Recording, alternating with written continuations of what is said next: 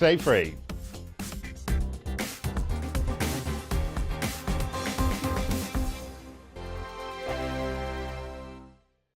We are GB News. And we'd like to say thank you to each and every one of you for helping our great nation find its voice. We're absolutely everywhere. Across England, Scotland, Wales and Northern Ireland. On TV, on radio and online. We're proud to be the People's Channel, Britain's news channel.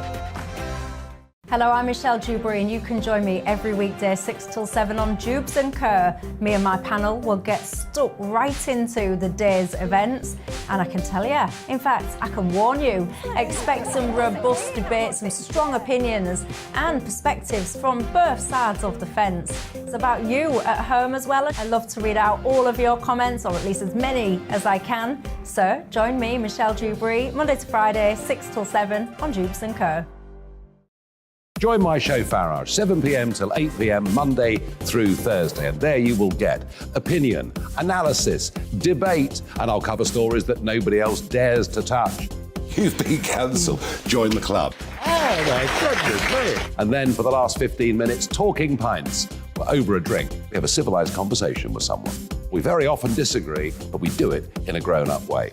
Come and join me on Farage.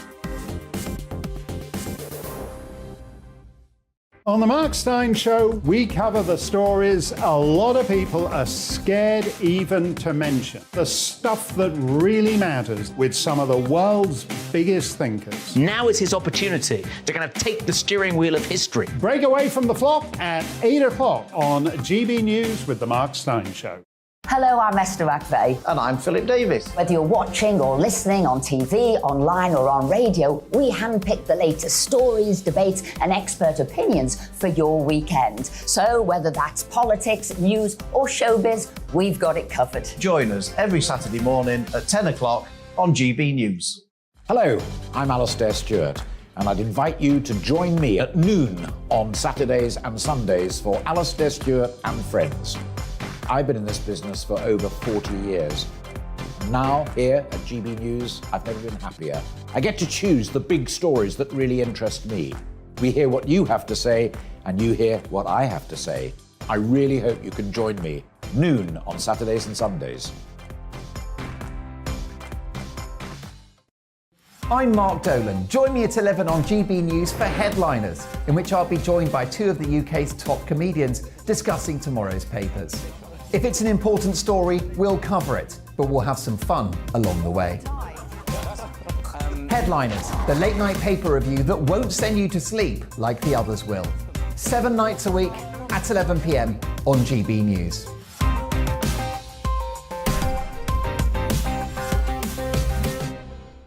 Hi there, it's Stephen and Anne.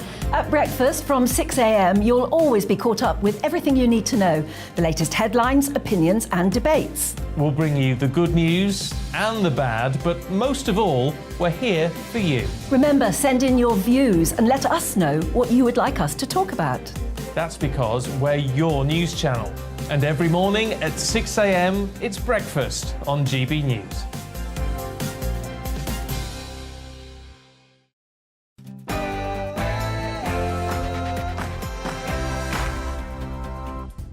No spin, no bias, no censorship. I'm Dan Wootton. Tonight, the Tories are at war yet again, this time over the spiralling migrant crisis, with Immigration Minister Robert Jenrick rowing back on this frank summation by the Home Secretary. The British people deserve to know which party is serious about stopping the invasion on our southern coast and which party is not. So was Superwoman Suella right to describe the arrival of almost 40,000 migrants this year as an invasion? I'll get your important opinion in The Clash tonight at 9:45. Conservative MP Marco Longi, Dr Alan Mendoza of the Henry Jackson Society and Broadcast, Narinder Kerr will go head-to-head on that too. Does Matt Hancock choosing I'm a Celebrity over his Finnish political career prove he's a narcissistic chancer? Well, his abandoned constituents certainly seem to think so. Kangaroo, yeah, that's what he needs. I hope he gets eaten by something, and it's painful. I hear you, sister.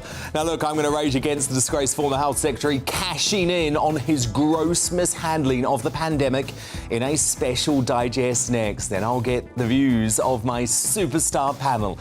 Esteemed Daily Mail columnist Amanda Platel, Conservative commentator the Reverend Calvin Robinson, and author and journalist Rebecca Reid. As they warn of years of tax rises for all, have the Tories lost their soul?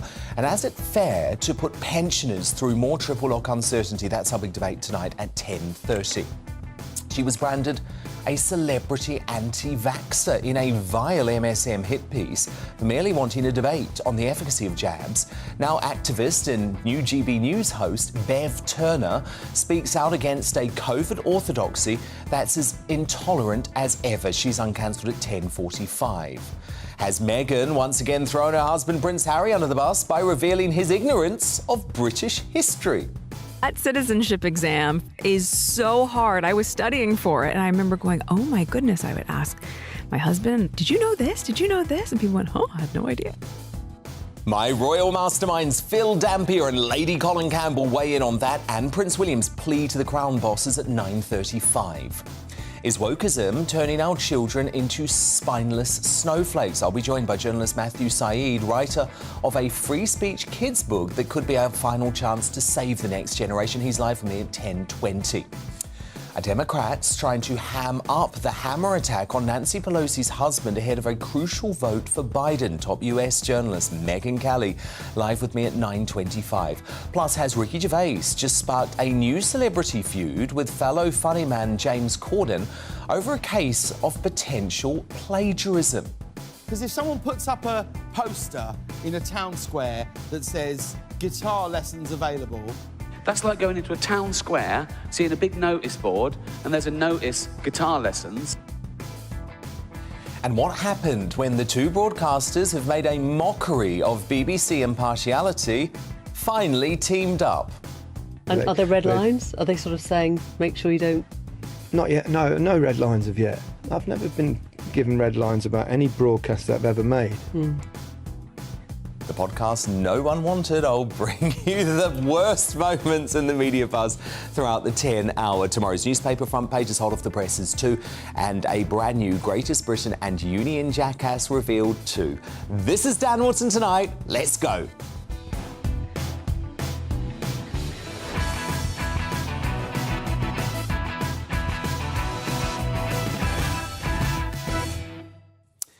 Just one thing first, though. Those smelly middle-class champagne socialist eco-terrorists of Just Stop Oil finally called off their campaign, causing chaos and carnage to ordinary hard-working Brits today, after the police actually did their jobs for once when they tried to breach number 10 Downing Street.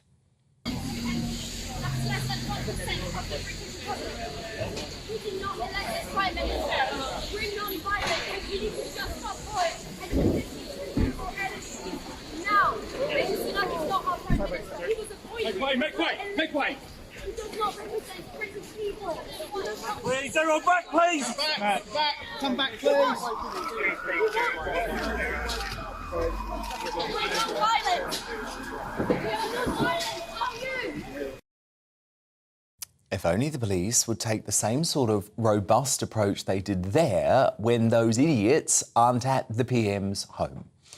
Now, my superstar panel tonight will break down the narcissistic delusionist Matt Hancock entering the I'm a Celebrity jungle in just a moment. Tonight, esteemed Daily Mail columnist Amanda Platel, the Conservative commentator the Reverend Calvin Robinson, and the author and broadcaster Rebecca Reid. But before all of that, the news headlines at 9 with Polly Middlehurst.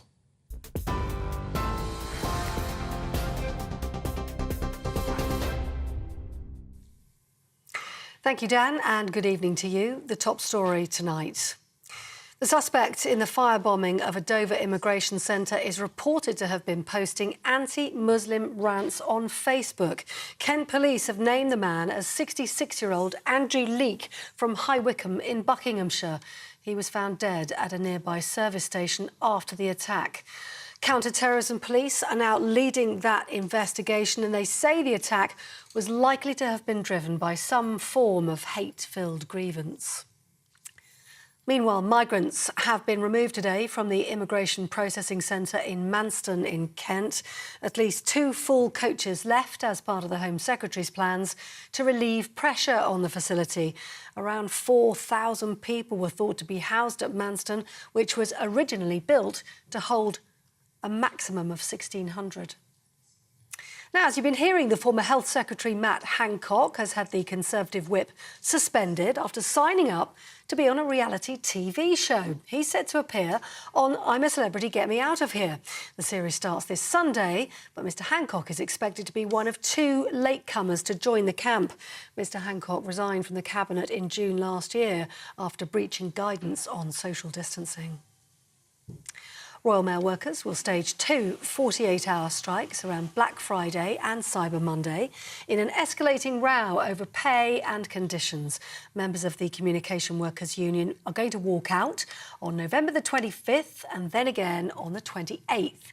They replace strikes originally planned for the 12th and 14th. Royal Mail made an offer on Monday worth 9% over 2 years, but the CWU will recommend to its members they reject it. And international news, exit polls are suggesting Benjamin Netanyahu could be poised to make a political comeback in the Israeli elections. The former Prime Minister and his right-wing bloc could take up to 62 seats in the 120-seat Knesset. However, the final result isn't expected until later in the week. Mr Netanyahu is currently on trial over corruption charges, which he denies. Security on the streets and surging prices top the list of voter concerns.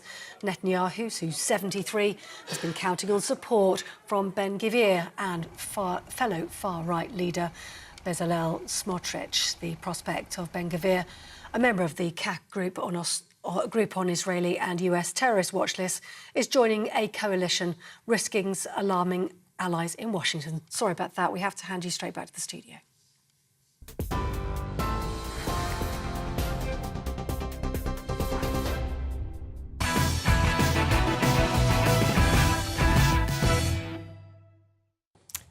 This was the stomach-churning, cringe-worthy moment last week when Matt Hancock had the crushing realisation of something we have all known for the past year.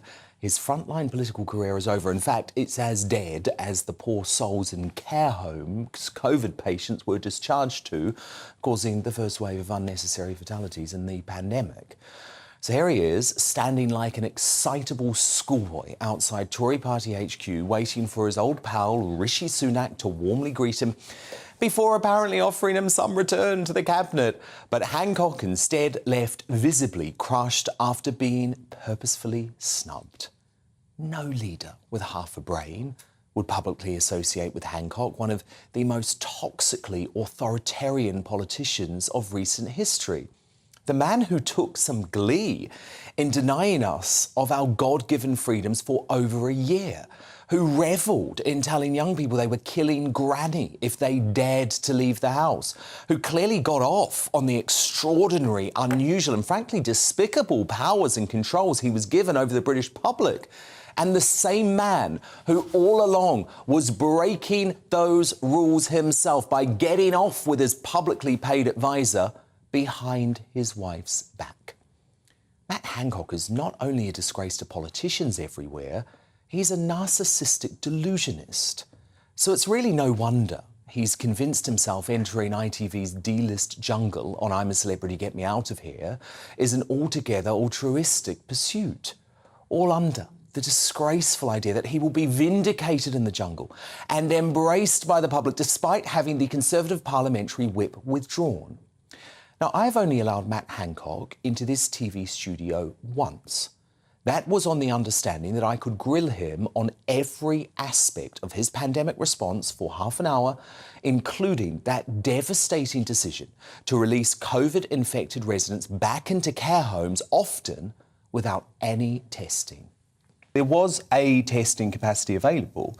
You chose not to use it on the people being discharged into the care homes. Well, it had to be clinically prioritised. And to clinically prioritise... No, but you just said the tests weren't available. Well, so I'm just making the point that they were available. What I said was enough tests weren't available. Important difference. Did care home operators warn your department right at the start of the pandemic not to discharge hospital patients into care homes without a test? Did they warn you of that? We didn't have enough tests available to be able to do that without removing tests from other people for whom they were a life-saving matter. But do you acknowledge you were warned of that?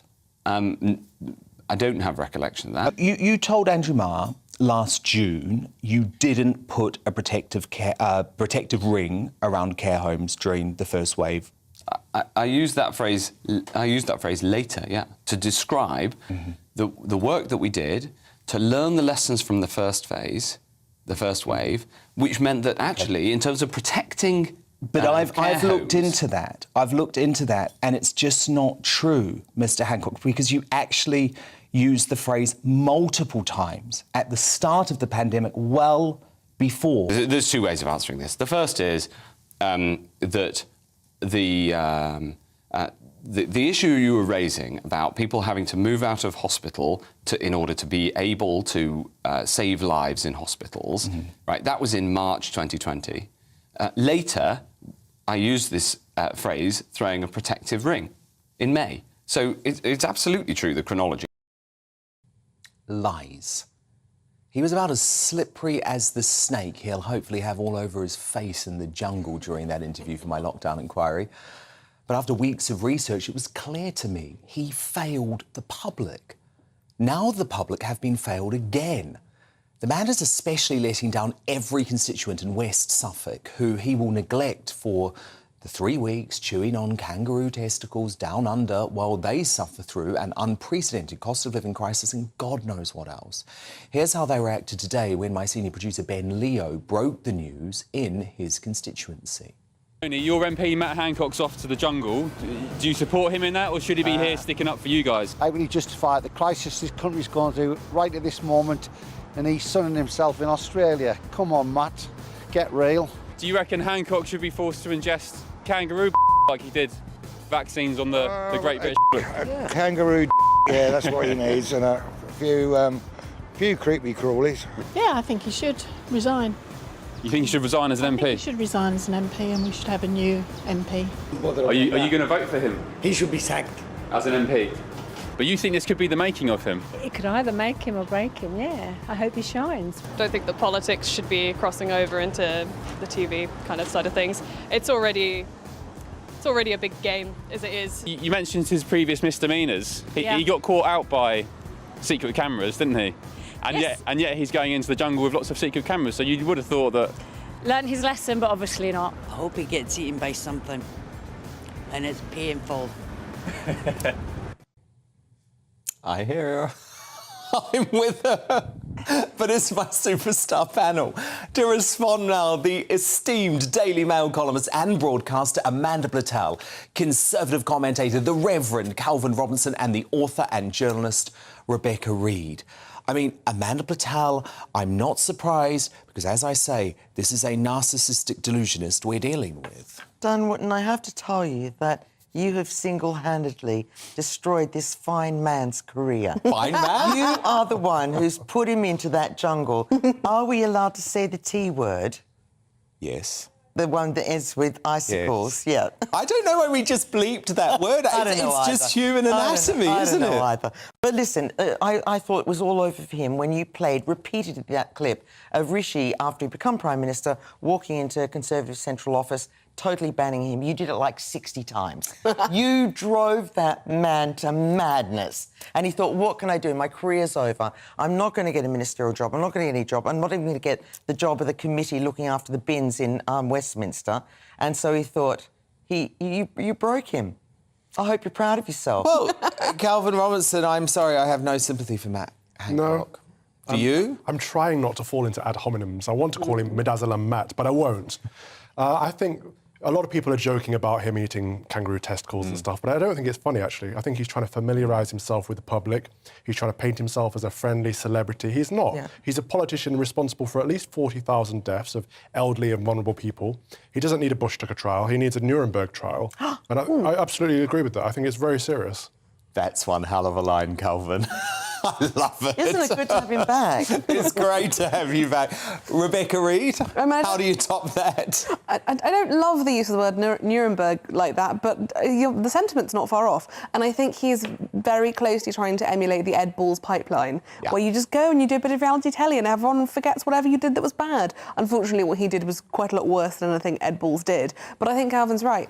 Keep saying that. It's terrifying these days. But I think, this is what happens the longer you spend in the studio, the more common sense enters your little lefty brain. Defund the police. Anyway, to go back to my original point, I think we have to try not...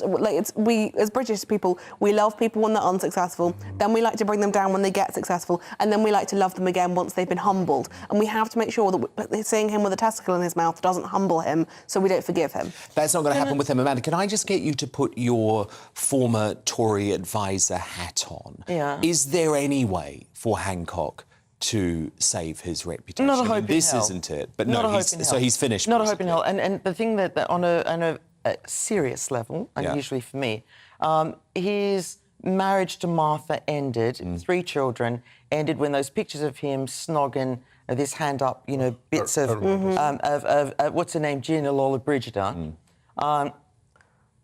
That was when she first discovered that her marriage was over. Not only did he break the rules, he broke all of his marriage vows, and he prides himself on his website saying, I don't let my children see social media, I protect them from everything. He's got 3 teenage kids who are going to witness day after day after day, starting today, the humiliation of their father, and they will mention the affair. These kids, what he's putting his wife, who's incredibly private. And he never apologised to her. And he never apologised to and her. who's looking after his 3 kids when he's away for 3 weeks, making a fool of himself? She will be looking after him as she has the whole... It's very... The humiliation of his children is... That's horrible. It does play completely back to your point that he is like that other... that Duchess, a narcissistic psychopath. Oh, whoever could you mean?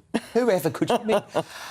Calvin Robinson, if you look at the counter-argument to this, a politician who I like very much, Nadine Dorries, also appeared on I'm a Celebrity, Get Me Out of Here. She also had the Tory whip suspended. She ended up a very successful, actually our best culture secretary probably of the last 20 years. I stand by that. I love Nadine Dorries. And so is Hancock thinking, as Rebecca says, actually there might be a long-term political play here? Yeah, he's trying to trivialise his actions in order to win favour with the British public. And I don't think we should let him off the hook, like Rebecca says. But he had the whip stripped away, rightly so, but he's letting down his constituents. For 3 weeks, he's ditching them. He's an elected representative. And he's been paid. But then Nadine... He's taking his salary. Nadine did the same thing. I go back to, time and time again, one of the easiest ways to de-yuck politics would be to say that you cannot have any other job or any other source of income. Pay them much better than you currently do, much, much better, but no more income from anywhere else. It'd be so much simpler. Well, the thing is, and I don't like saying this, but I tend to agree with you on that, because the more that the MPs go down this path of trivialising their job, putting celebrity and fame and money ahead of duty, actually, the more demand I think there's going to be from the public to say you can't work at all. But the problem is then you would really attract a lower calibre of MPs into Parliament. If you said you get paid £500,000 a year to be an MP, but very no reasonable member salary. of the public is going to accept it. I think if you explain it to people properly... £90,000 a year,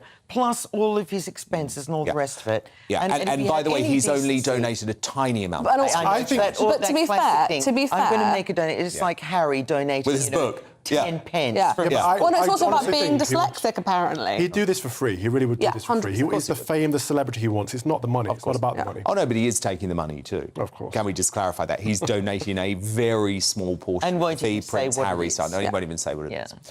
Amanda Patel, Calvin Robinson, Rebecca Reid, my superstar panel, and they are here with me all night. But coming up, as Meghan reveals her husband Prince Harry's ignorance of British history during the latest episode of her podcast, Is there any relative she won't throw under the bus? My royal masterminds Phil Dampier and Lady Colin Campbell weigh in on that and Prince William's plea to the Crown bosses at 9:35. But first, are Democrats trying to ham up the hammer attack on Nancy Pelosi's husband ahead of a crucial vote for Biden? Top US journalist Megyn Kelly weighs in live stateside straight after the break.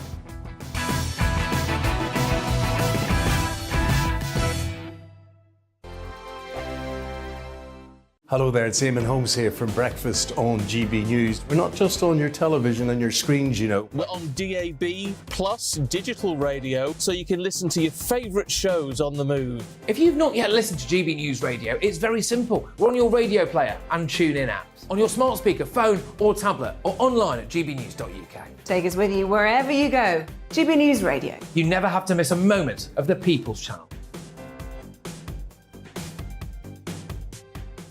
Hello, I'm Simon Evans. Join me on GB News for Headliners at 11 p.m, where I'll be joined by two of the country's top comedians as we take a look at tomorrow's newspapers tonight. If it's a big story, we'll be covering it, I guarantee, but we'll also have some fun along the way. That's GB News Headliners at 11 p.m. We won't put you to sleep, unlike some of the other paper review shows out there.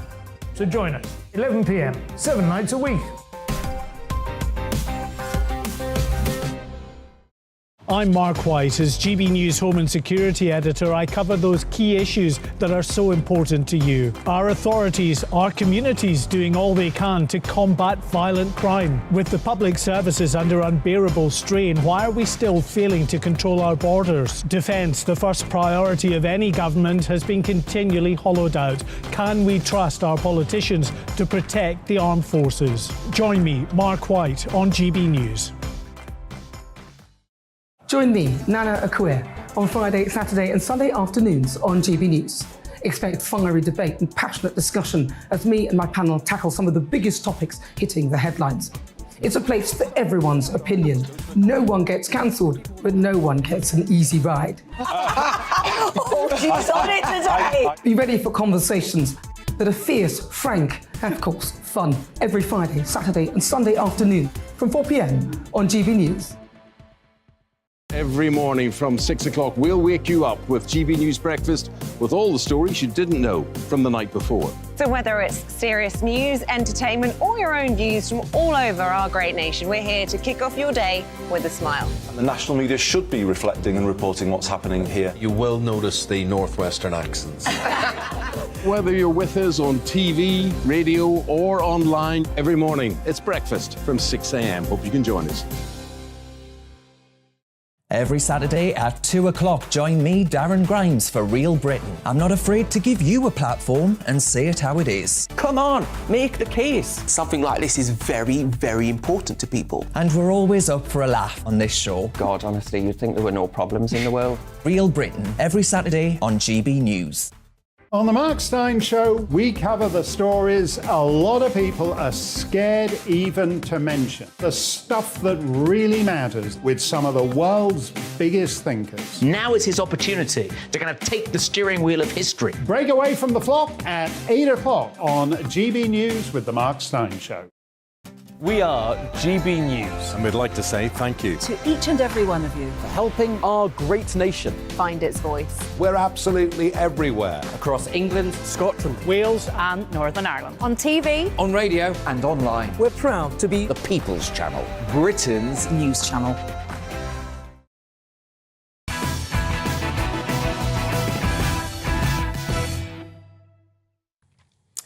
It's Megyn Kelly time. Now we're 7 days away from the US midterm elections, which will provide a huge boost for either Donald Trump or Joe Biden. But the whole race has been shaken up by the brutal attack on the husband of Nancy Pelosi. The attacker, David DePape, had been planning to hold the Speaker of the House of Representatives hostage at the couple's San Francisco home. According to a criminal complaint filed by an FBI agent, DePape, now facing federal charges of assault and attempted kidnapping, had allegedly planned to break into the US politician's home and break her kneecaps over, quote, lies told by the Democrat Party. Of course, left-wing commentators and publications have tried exploiting this isolated attack to condemn the American right. as a whole ahead of those crucial votes. But is it really as straightforward as that? Well, Megyn Kelly is going to weigh on that in just a moment. But Megyn, first up, you're obviously a friend of mine, and I am so devastated to hear the news about the death of your sister, Suzanne. So from me and from the whole Dan Wootton Tonight family here in the UK, we're sending you lots of love. Oh, thank you so much, Dan. Thank you. And thanks to your audience as well. It's definitely been a rough couple of weeks, but we're getting through it. And, you know, my mom is our strong family matriarch, and she's still got her sense of humor. So that's what we need. That's key. Absolutely. Absolutely. Well, look, Megyn, I mean, you're obviously straight back to work because this it feels is... Yeah, and this is a huge political moment. In the US, do you feel like this attack on Pelosi's husband could change the course of the midterms at all? Absolutely not. But the Democrats are trying to make this their October surprise. They're trying to turn this into, like, you see how awful these Republicans are? You can't vote for them. This is January 6th, part 2, which is such a lie. If you had waited 1 week, this lunatic would have attacked somebody else based on a different set of politics. He was a BLM supporter. He had an LGBTQ flag in his window. He was sleeping on a school bus 3 nights out of 7. He was married or the longtime boyfriend of some woman who was convicted of molesting and harming a 14-year-old boy who was the well-known nudist in San Francisco. I guess something he sometimes dabbled in as well. She said his politics were left-wing and that he was a molester of the 2 children they shared together. Recently, I guess he found QAnon interesting and decided to sign on to some of the January 6th bizarre theories. But honestly, 2 more minutes and he would have been attacking somebody from the Green Party. Who knows, right? Turns out he was in the country illegally. He was a homeless drug addict. The guy was a lunatic who believed in fairies, who had like some sort of image of himself in a unicorn suit on his website. He believed for a year that he was Jesus. I mean, I could go on.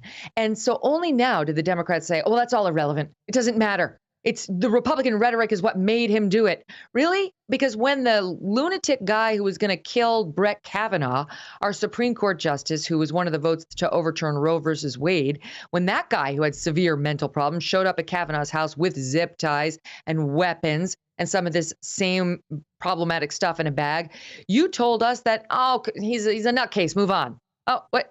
What do you mean? We can't do that in this case? They're desperate. All they've had all along, Dan, has been abortion, abortion, abortion, abortion. And then it's threat to democracy, January 6th. None of it is working. They're dying in the polls. So this is just their latest effort. And when I tell you they're dying in the polls, let me tell you, it's devastating for them. There's a reason they're latching on. Really? So, OK, so Megyn, let's just play it forward then and assume that there is a big win for the Republicans in the midterms. Does that make the chances of Donald Trump back in the White House ever stronger? Not necessarily, because, you know, typically the party that's out of power is irritated. The independents who voted for the party that's in power have some buyer's remorse a couple of years into the term and start to say, well, I want divided government. And that's why typically in virtually every midterm election, it's better for the party who's out of power. If you look at the United States historically. So I don't know. Once you get Republicans in there, which you undoubtedly will in the House and perhaps the Senate, and they start doing different things that become controversial, that the left-wing press uniformly writes bad things about, the tide could swing again. If I were Donald Trump thinking about what's good for me, I might vote for the Democrats to hold complete power. And then for me to try to swoop in a few years later as the savior. You know, now what you need is GOP rule again. Interesting, very interesting theory, Megyn, because obviously while you've been off, it has been so shocking watching Joe Biden nearly falling asleep in interviews while insisting he's going to run for a second term. What are folk within the Democratic Party saying, Megyn? Do they really want him to do that, or are they trying to find a way to usher him off the stage before the next They do not want election? him to do that. And I think as soon as these midterms are over, we're going to start to see the opinion pieces on how he's too old.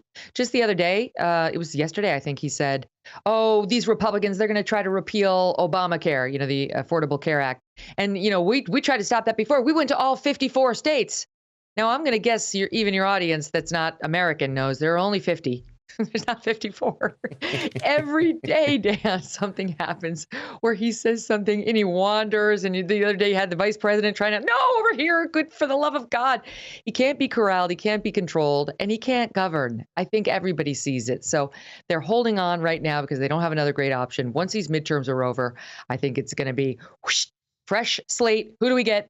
Gavin Newsom, Pete Buttigieg, they think our transportation secretary, who's about 4 years old, is their, great If he's hope. the answer, what is the question? If Mayor Pete is the answer, my goodness, they're answering the wrong question. Megan, I wanted to talk to you quickly about Ron DeSantis, the Florida governor. I mean, he is expected to romp home. Does that make him the biggest potential threat to Trump within the Republican Party? Oh, definitely. He is, and he has been. But I mean, I've said before, no one can take down Trump. It's not going to happen. Trump's 30% of the GOP is not going to vote for Ron DeSantis unless Trump blesses it. So DeSantis can become the GOP nominee if Trump gets out of the way, if Trump decides he wants somebody else to do it and he doesn't want to go through this nonsense again. But I firmly believe there is no way Ron DeSantis can wrest the nomination from Donald Trump. And if somehow he managed to, the Trump loyalists would not vote for Ron DeSantis in a general election. They would spoil the vote and the Democrat would win. So I just don't think there's any way forward for the Republican Party if Trump decides he wants it other than to nominate Trump. Absolutely fascinating. Well, Megan, it is great to have you back. It's going to be really interesting following your coverage of the US midterms. Of course, for US political junkies like me, this is a bit like the Super Bowl, right? Super Bowl time. Yeah, Christmas one more week time, to go. But it only comes once every couple of years. And Megan, lots of love to your mum and your whole family. That was Megan Kelly, top US journalist, host of the Megan Kelly Show. It is, of course, available on Sirius XM in the US as well as YouTube and as a podcast for international fans. It is a must listen during this election season. But coming up, was Suella Braverman right to refer to the arrival of 40,000 illegal migrants this year as an invasion? Tory MP Marco Longi, Executive Director of the Henry Jackson Society, Dr. Alan Mendoza and broadcaster Rinda Kerr go head-to-head on that at 9:45 in The Clash. I want your verdict too, though. But next, has Meghan thrown her husband Prince Harry under the bus by revealing his ignorance of British history? Are any of her relatives safe from her spite these days? My royal masterminds Phil Dampier and Lady Colin Campbell weigh in on that, and Prince William's plea to Crown bosses. They are live with me straight after the break.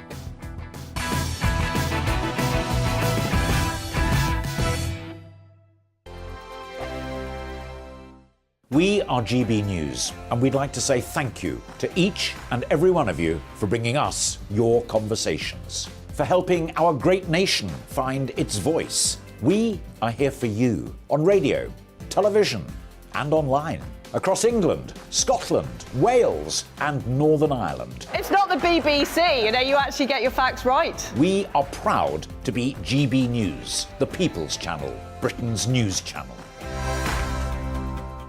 I'm Dan Wootton. Join me Monday to Thursday from 9 to 11 for the feistiest and most fun news debate on TV, where free speech reigns. I'll bring you a sharp take on the day's biggest stories, bombshell newsmaker interviews, and A-list guests. And I guarantee you, no spin, no bias, no censorship, and no reason to go to bed. That's Dan Wootton tonight, Monday to Thursdays from 9 on GB News.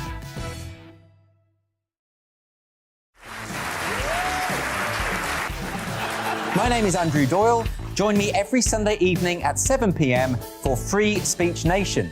This is a show where we address current affairs and news stories of the week with the help of two wonderful comedian panelists. I brought in comics because I want to give it a lighter edge, and also they work for less.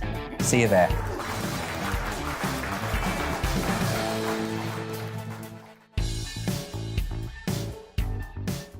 My name's Tom Harwood, and join me 9:30 a.m. every weekday for The Briefing, your one-stop shop for everything you need to know about what's going on in politics today. I wonder if this is a deal that might need to be like the biscuits in this factory, twice baked. Is there not an opportunity here to win out against the extremes? Tom Harwood, GB News. What are you going to do about it? Things should have been done differently, and they certainly are being done differently. Don't miss it. The Briefing with me, Tom Harwood, 9:30 Monday to Friday on GB News. On Mark Dolan tonight, we have a simple plan, which is to inform, stimulate and entertain in equal measure. It's all about getting your opinions on the national television airwaves. I love my viewer emails, mark@gbnews.uk. So do join me every Friday, Saturday and Sunday for big guests, big opinions and a big presenter. 6'5", don't you know? See you then on GB News. Join me, Arlene Foster, for the briefing on GB News. Every Friday at 3 p.m, I'll give you all the latest political news and analysis, and we'll have robust live debate. To make sure that you're caught up on all of the biggest issues of the day, we'll bring on experts in their field. I'll ask the questions that you'd like to ask. We're not afraid to tackle discussions from all perspectives, including yours. Don't forget, the briefing with me, Arlene Foster, every Friday at 3 p.m. on GB News. We are GB News, right across the nation. You can get us on television, on radio, on digital. We're absolutely everywhere. Amazing. You see, amazing. You remind me of me in the European Parliament. But here's the most important bit. We are not part of the mainstream establishment. We think and speak just like you do. We are the People's Channel. Magnificent. That's really, really thoughtful. Come and join us on GB News, the People's News Channel.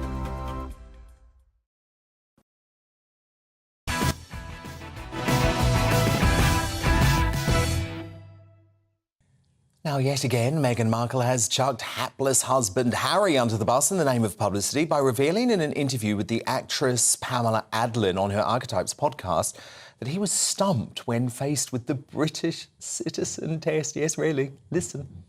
You just got your citizenship was it last year? A couple years ago? I did a couple years ago. That citizenship exam is so hard. I was studying for it, and I remember going, oh, my goodness, I would ask my husband, did you know this? Did you know this? And people went, oh, I had no idea. I think they made it harder for you. You think? Yeah, they were like, we're going to really throw up walls on this one. My esteemed royal masterminds with me now, Phil Dampier and Lady Colin Campbell. Lady C, what did you make of this revelation from Meghan today? Well, you know, she's a genius, and therefore, being a genius, she struggles over things like ABC and what comes off the PQOR. So she's a genius, she struggles over everything, and she's such a victim, poor darling. And she confirms that Harry is also a genius because he doesn't know that Great Britain is actually an island consisting of 3 separate countries, England, Scotland and Wales.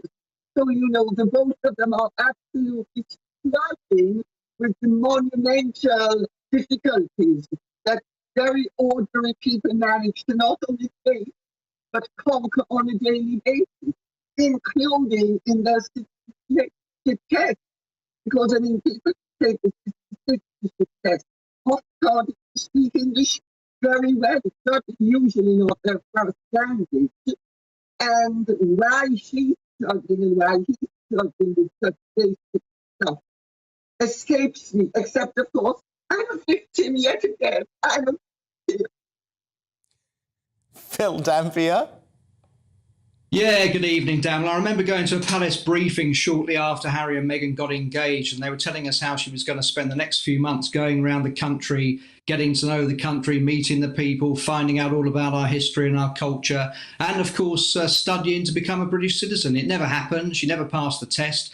But she reckons that Harry wasn't able to help her. I've got some of the questions here. I mean, where are the crown jewels kept? Well, I think we know that's the Tower of London. Which flower is associated with England? Well, that was the rose. That was in a multiple choice question. And who were the wars of the roses between? Well, even if you didn't know the answer to these questions, I think you could have genned up on them. And 10 million other people who weren't born in the UK have managed to answer these questions. So I'm not sure that why she wouldn't be able to do it. But the Queen did once say that Prince Harry wasn't the brightest, so maybe he wasn't the best person to consult. But I would have thought she could have answered these questions. But of course, in the end, it was all irrelevant because she didn't really want to become a British citizen, so it didn't really matter. No, indeed. Now look, the Crown, yet again under fire for ignoring the direct wishes of Prince William and choosing to plough ahead with their dramatisation of Princess Diana's infamous 1995 interview with Martin Bashir. Now, you all know the disgraced BBC journo was found to have used forgery and deception to gain the bombshell one-on-one in which the Princess revealed details of Charles's affair with Camilla, prompting her son to issue this unprecedented, heartfelt plea last year. The interview was a major contribution to making my parents' relationship worse and has since hurt countless others. It is my firm view that this Panorama programme holds no legitimacy and should never be aired again. But William's wishes have fallen on deaf ears, and the Netflix show is pushing on with 2 episodes for the 5th season, launching next week, that build up to the interview and its aftermath. It's even teased in this trailer. Watch. Opens her mouth and hand grenades come out. She wants to tear down the temple. Let's go for it. What the hell is she doing? I won't go quietly. I'll battle till the end. And taking it a step further, the streaming giant is believed to have exaggerated the language and including huge sections of completely made-up conversations in the script. So is the Crown wrong to ignore William's pleas and exploit this ill-gotten interview, Lady C? Do you want me to answer? Yes, please. I think, with due respect, that the interview is historic, and whether you agree with it and whether it was right or wrong,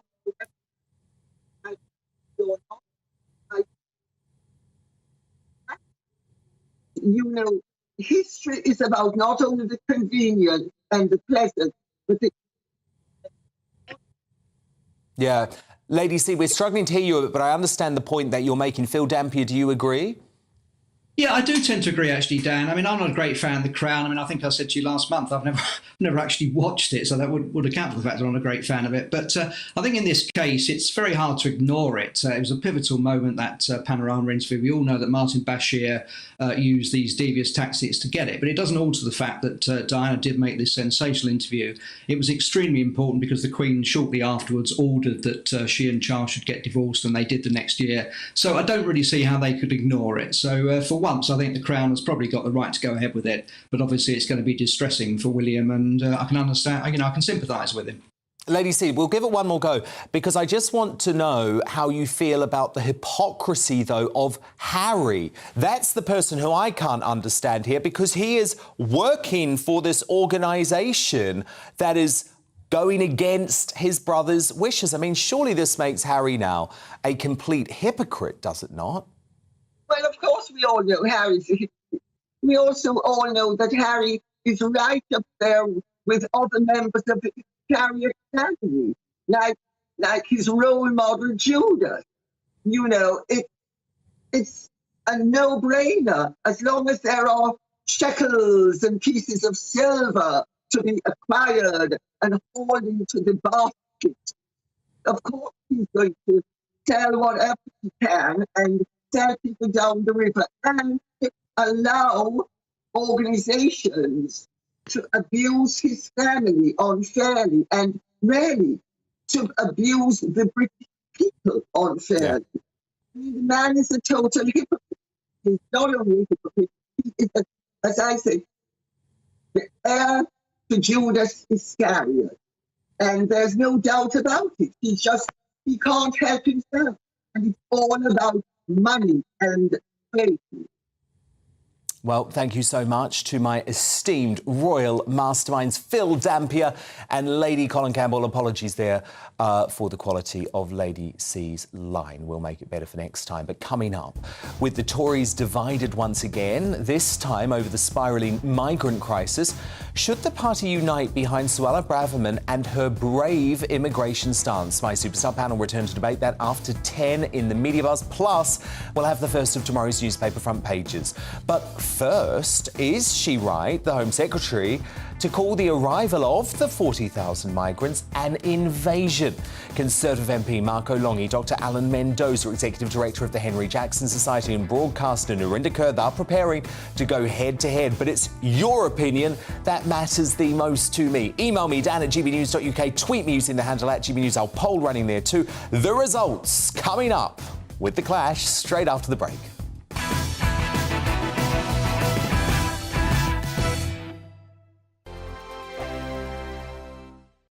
We are GB News. And we'd like to say thank you to each and every one of you for helping our great nation find its voice. We're absolutely everywhere. Across England, Scotland, Wales and Northern Ireland. On TV, on radio and online. We're proud to be the People's Channel, Britain's news channel.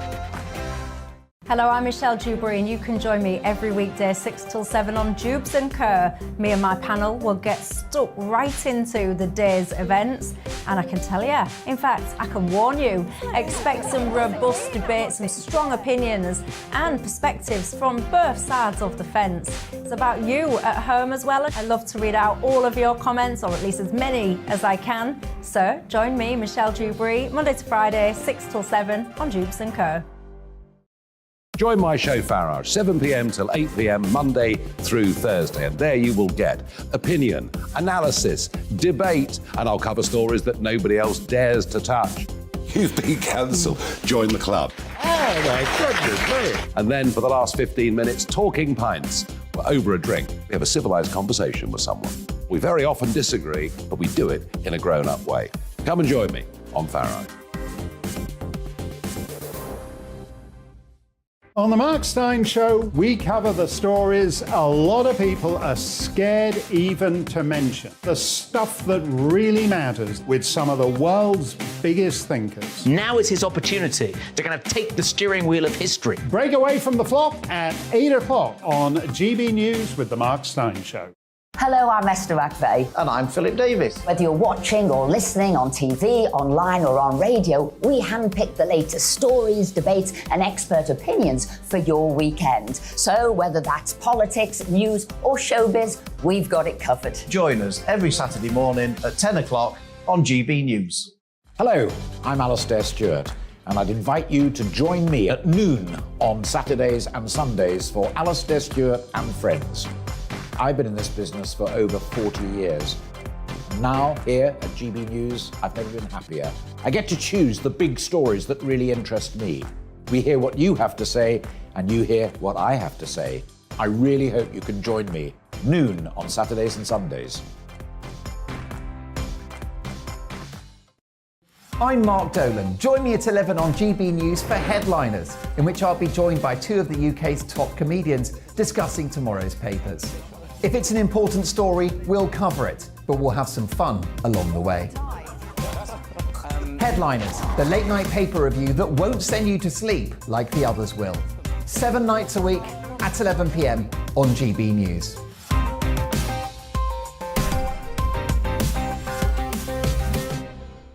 Hi there, it's Stephen and Anne. At breakfast from 6 a.m, you'll always be caught up with everything you need to know, the latest headlines, opinions and debates. We'll bring you the good news and the bad, but most of all, we're here for you. Remember, send in your views and let us know what you would like us to talk about. That's because we're your news channel. And every morning at 6 a.m, it's breakfast on GB News.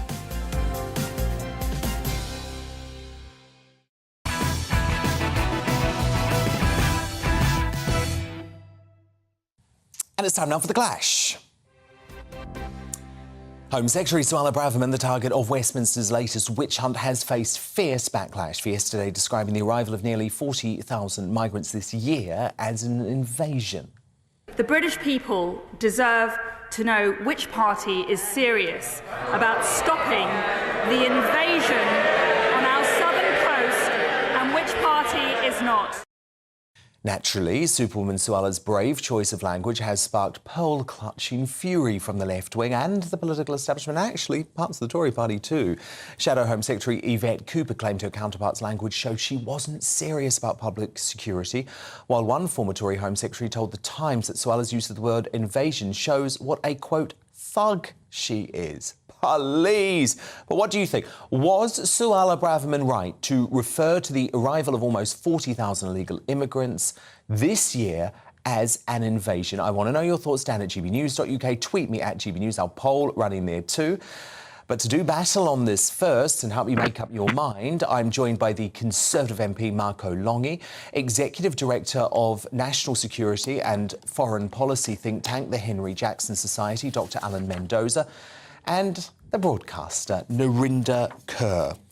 Now, Marco Longi, you actually point to the dictionary definition of the word invasion. You say it's an unwelcome intrusion into another's domain or an incursion by a large number of people or things into a place. So surely she's correct to use the term if it's based on that definition. 100%, Dan. And you used the word brave before to describe Suella for, guess what? Telling the truth. The truth as is recognised in a dictionary, but it's a truth that we have been told that we cannot narrate by a mainstream media and a left-wing... blob, if you're exactly right. Yes, a left-wing blog. And we've been conditioned... It's groupthink, isn't it? It's the ultimate example of groupthink. Absolutely, correct. Dr Alan Mendoza, do you think the Home Secretary is right to describe this as an invasion?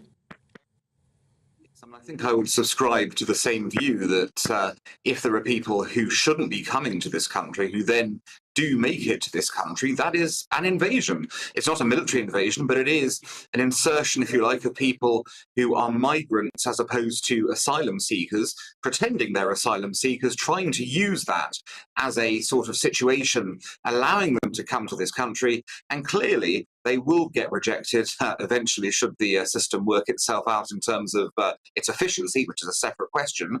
But because they are coming here essentially illegally, knowingly, wrongfully, then yes, it is an invasion. Narinder Kaur, you disagree with the three of us. Why? Strongly. I can't believe I'm actually sitting on a panel with people who think this is okay. Suella is evil. She's an idiot. That is not correct terminology from the Home Secretary. She needs to resign for inciting hate and normalising xenophobia. It's disgusting. 40,000 people arriving in 1 year. Narinder, hold up. How is she doing that? Dan, using the word invasion. We are not being attacked. They are not here to harm us. They are not illegal. Well, some of them are, Narinder. Some of them are criminals. Well, actually, out of the 40,000, about 7,000 could possibly... 54% of Albanians were their claims were processed. They were allowed to stay. They are not here to harm us. Stop spreading hate and fear. You are just misinforming the ill-informed. So you don't have an issue, Narinder, with 40,000 people arriving unchecked in this country, taking the spots, by the way, of genuine refugees, genuine asylum seekers, when the vast majority, Narinder, are entering criminal gangs. Not vast majority. Can I point out, Narinder, that Albania is a member of NATO and is waiting for EU accession? No, Dan, out of the 40,000, an estimated 7,000 could be criminals. Could be. They are not all criminals. There's kids sleeping on mats, Dan. There's children sleeping on mats. Where have they come from, Narinder? Where have they come from, Narinder? Where have they come from? Narinder, where have they come from? Which country? Oh. Perfectly timed. The point that I was making, Marco Longi, is they are coming from France, a first world country.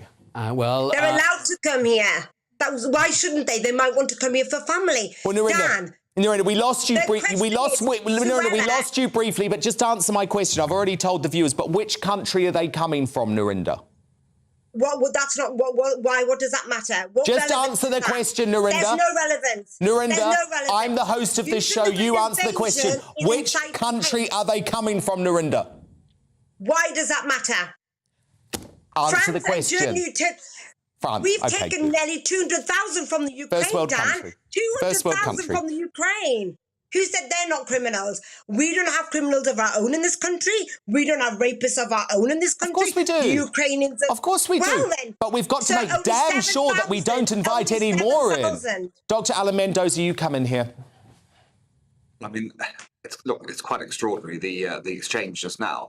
The reality is that there are safe and legal routes. We have 9 safe and legal routes to enter this country. None of them involve going to France. Yes, we do. Yes, we do. We've got schemes, in fact, from Ukraine, asylum from Hong seekers Kong, have no and safe from or legal Afghanistan. routes. Yes, they do. Yes, they do. No, they from don't. Afghanistan, from Hong Kong. Those are all asylum seekers. From They're not Ukraine. migrants. They are people who are allowed in this way. But it does also involve because they're going to France, allowed. trekking across Europe, stopping through Germany, perhaps, stopping through Italy, deciding And I'm lots going are to end staying up in in the Germany. UK. Lots are staying in Germany. Lots are staying in France. We're taking the least amount. You have to understand this. We are taking the least amount. There's children sleeping on mats. It's not an invasion. They are not here to harm us. Our country is Some not of them are, unfortunately, Narinder. Some of them but are. let's not scare that. I agree. None of us want this situation. I'm not saying we should have open borders. I'm not saying we should allow criminals in. But let's not throw away the whole cart. Well, that's what we're doing, I'm afraid. Michael Longy, I just want to ask about the feelings of your constituents since Suella used the word invasion in the House of Commons. Because my feeling, Marco, is that ordinary folk, people who I speak to up and down the country, out on the streets, are absolutely with Suella on this. They think there is a huge concern about the illegal migrant crisis. And really, it's the latte-sipping, quinoa-eating set, which I would say Narinder is part of in London, which has a problem with this language, Marco.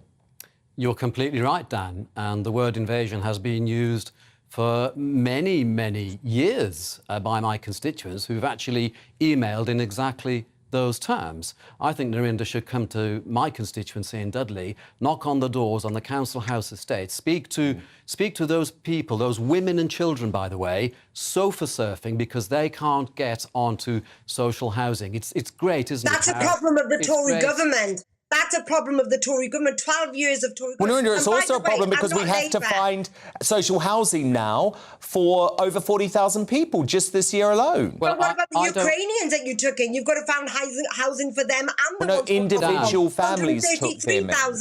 Narinder, are you prepared to have an Albanian refugee in your home? No, I won't have an Albanian refugee. Why? No. Why?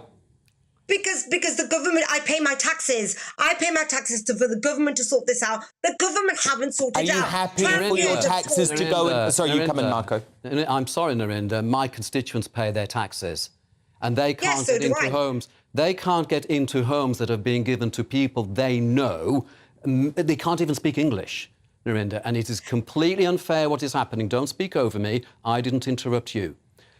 I don't know why people like you and the left generally always want to prioritise asylum seekers over people from this country who've paid their taxes, women and children who sofa surf because they cannot find a place to stay themselves. We're not prioritising them. We're not prioritising them. You're interrupting again. Am I supposed to advise my constituents, a queue of them, who always come to me about housing, to jump on a ferry, go to Calais, come back in a dinghy so they can be put up in a 4-star hotel, not pay energy bills or worry about It's not a 4-star hotel. Stop, you're lying. Some of You're them lying. are, That's not correct. Narinder. There are many that Some of them No. are. And we are They paying should go back to the £7 government million and find out what's happening a with the money. day for those hotels. But look, it was a fascinating and enlightening discussion. Thank you so much to the Conservative MP Marco Longy, Executive Director of the Henry Jackson Society, Dr Alan Mendoza, and the broadcaster Narinder Kaur. So who do you agree with there?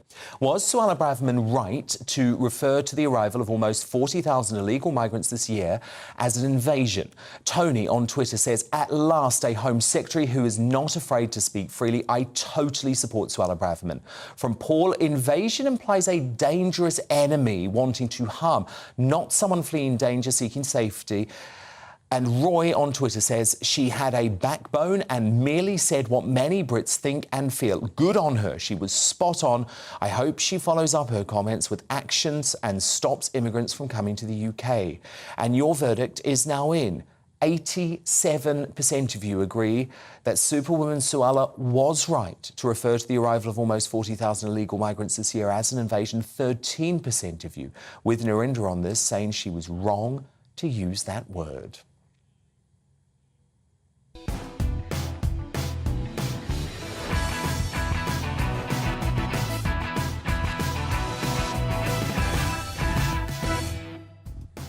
It's 10 p.m. I'm Dan Wootton. Tonight, a deeply divided Tory party can't even get on the same page about the most important issue facing the country, with discontent spreading over this frank comment by a Home Secretary determined to stop the migrant crisis.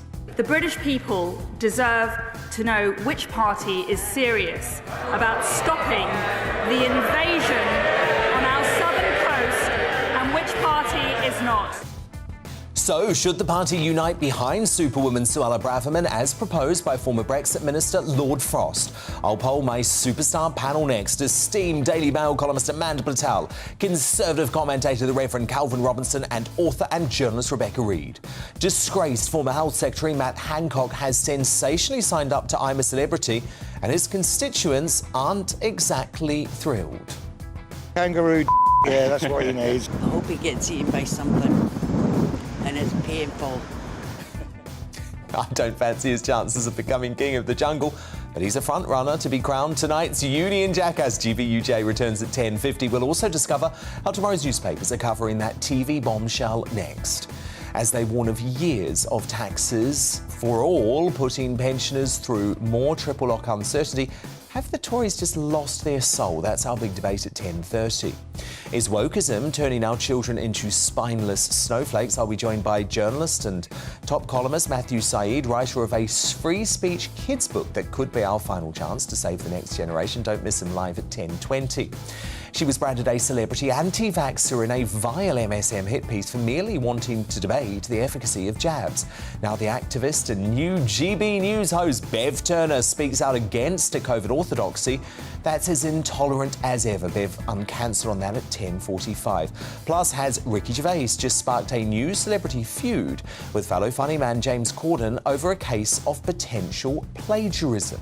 Because if someone puts up a poster in a town square that says guitar lessons available... That's like going into a town square, seeing a big notice board, and there's a notice, guitar lessons. And is this the wokest interview ever conducted? And are there red lines? Are they sort of saying, make sure you don't... Not yet, no red lines have yet. I've never been given red lines about any broadcast that I've ever made. No, we know that. The BBC have gone soft on Lineker for years. All that and more coming up in the Media Buzz, so strap in for a bumper final hour here on Dan Wootton tonight. But first, the news with Polly Middlehurst.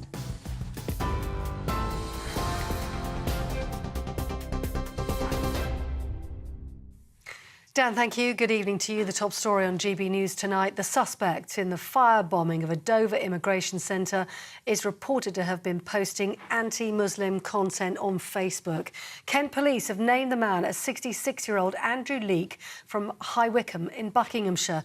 He was found dead at a nearby service station after the attack. Counter-terrorism police are now leading that investigation. They say the attack was likely to have been driven by some form of hate-filled grievance. The Conservative Party says several hundred migrants were today removed from the immigration processing centre in Manston in Kent. At least 2 coaches left as part of the Home Secretary's plans to relieve pressure on the facility, with more to follow later in the week. Around 4,000 people were thought to be housed at Manston, which was originally built to hold a maximum of 1,600 people.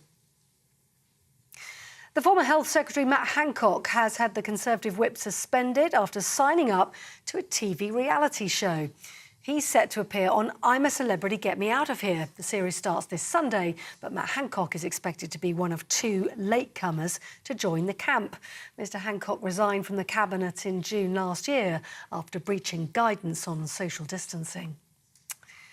Royal Mail workers will stage 2 48-hour strikes around Black Friday and Cyber Monday in an escalating row over pay and conditions. Members of the Communication Workers Union will walk out on the 25th of November and then again on the 28th.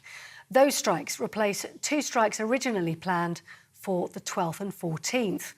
Royal Mail were made an offer on Monday worth 9% over 2 years. However, the CWU will recommend that its members reject it. And exit polls suggest Benjamin Netanyahu could be poised to make a political comeback in the Israeli elections. The former Prime Minister and his right-wing bloc could take up to 62 seats in the 120-seat Knesset. However, the final result isn't expected until later in the week. Mr Netanyahu's currently on trial over corruption charges, all of which he denies. You're up to date on TV, online and DAB+ radio. You're with GB News. Back now to Dan Wootton tonight.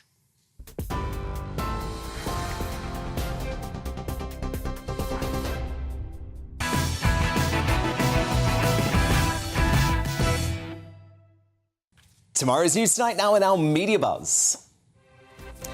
The first front pages are in. Hot off the press, and the Eye warns of a new £880 hike to Britain's mortgage bills as the Bank of England is set to raise interest rates to 3% on Thursday to tackle inflation. The paper also reports on Matt Hancock being urged to hand back his fee for the I'm a Celebrity jungle following complaints from COVID families and his fellow MPs.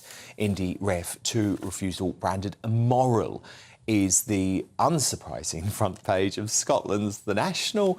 This is like, you know, the Sturgeon propaganda sheet. They splash on quotes by a legal expert who claims Westminster has, quote, undermined rule of law by ignoring mandate for vote. Oh, my goodness, they are hilarious. The Independent leads on alleged plans by Home Secretary Suella Braverman to force child refugees to undergo X-rays to verify their age. Refugee charity Care for Calais says the plan raises serious safeguarding concerns. My superstar panel back with me now, the esteemed Daily Mail columnist and broadcaster Amanda Platell, the Conservative commentator host here at GB News, Reverend Calvin Robinson, and the author and journalist Rebecca Reid. Now, Prime Minister Rishi Sunak told a cabinet meeting today that Britain would always be a, quote, compassionate, welcoming country and that the entire government would need to work together to deal with the illegal migrant crisis. The pointed remarks came after his Home Secretary, Superwoman Suella Braverman, told Parliament yesterday that the country was facing an invasion of illegal immigrants. Meanwhile, the number of people that have arrived in the UK on small boats this year is set to pass 40,000 next week, by far the highest number since figures began in 2018. New Immigration Minister Robert Jenrick, who has been accused of being installed as a Sunak spy in the Home Office to keep tabs on Suella, today distanced himself from her invasion comments. The British people deserve to know which party is serious about stopping the invasion on our southern coast and which party is not. In a job like mine, you have to choose your words very carefully. Indeed. And I would never demonise people coming to this country in pursuit of a better life. And I understand and appreciate our obligation to refugees. You know, I actually like Jenrick, but he's a Tory wet, and Tory wets don't actually want to speak the language of the people on this. But Tory grandee, Lord David Frost, anything but a wet, says the party needs to get behind Suella, who briefly stepped down under Liz Truss over security breaches relating to her use of a personal email. And he says she needs to deal with this crisis. So the former Brexit Secretary, real hero in the party, tweeted the Home Secretary Suella Braverman has set out in detail the circumstances around the events that precipitated her departure under the previous administration.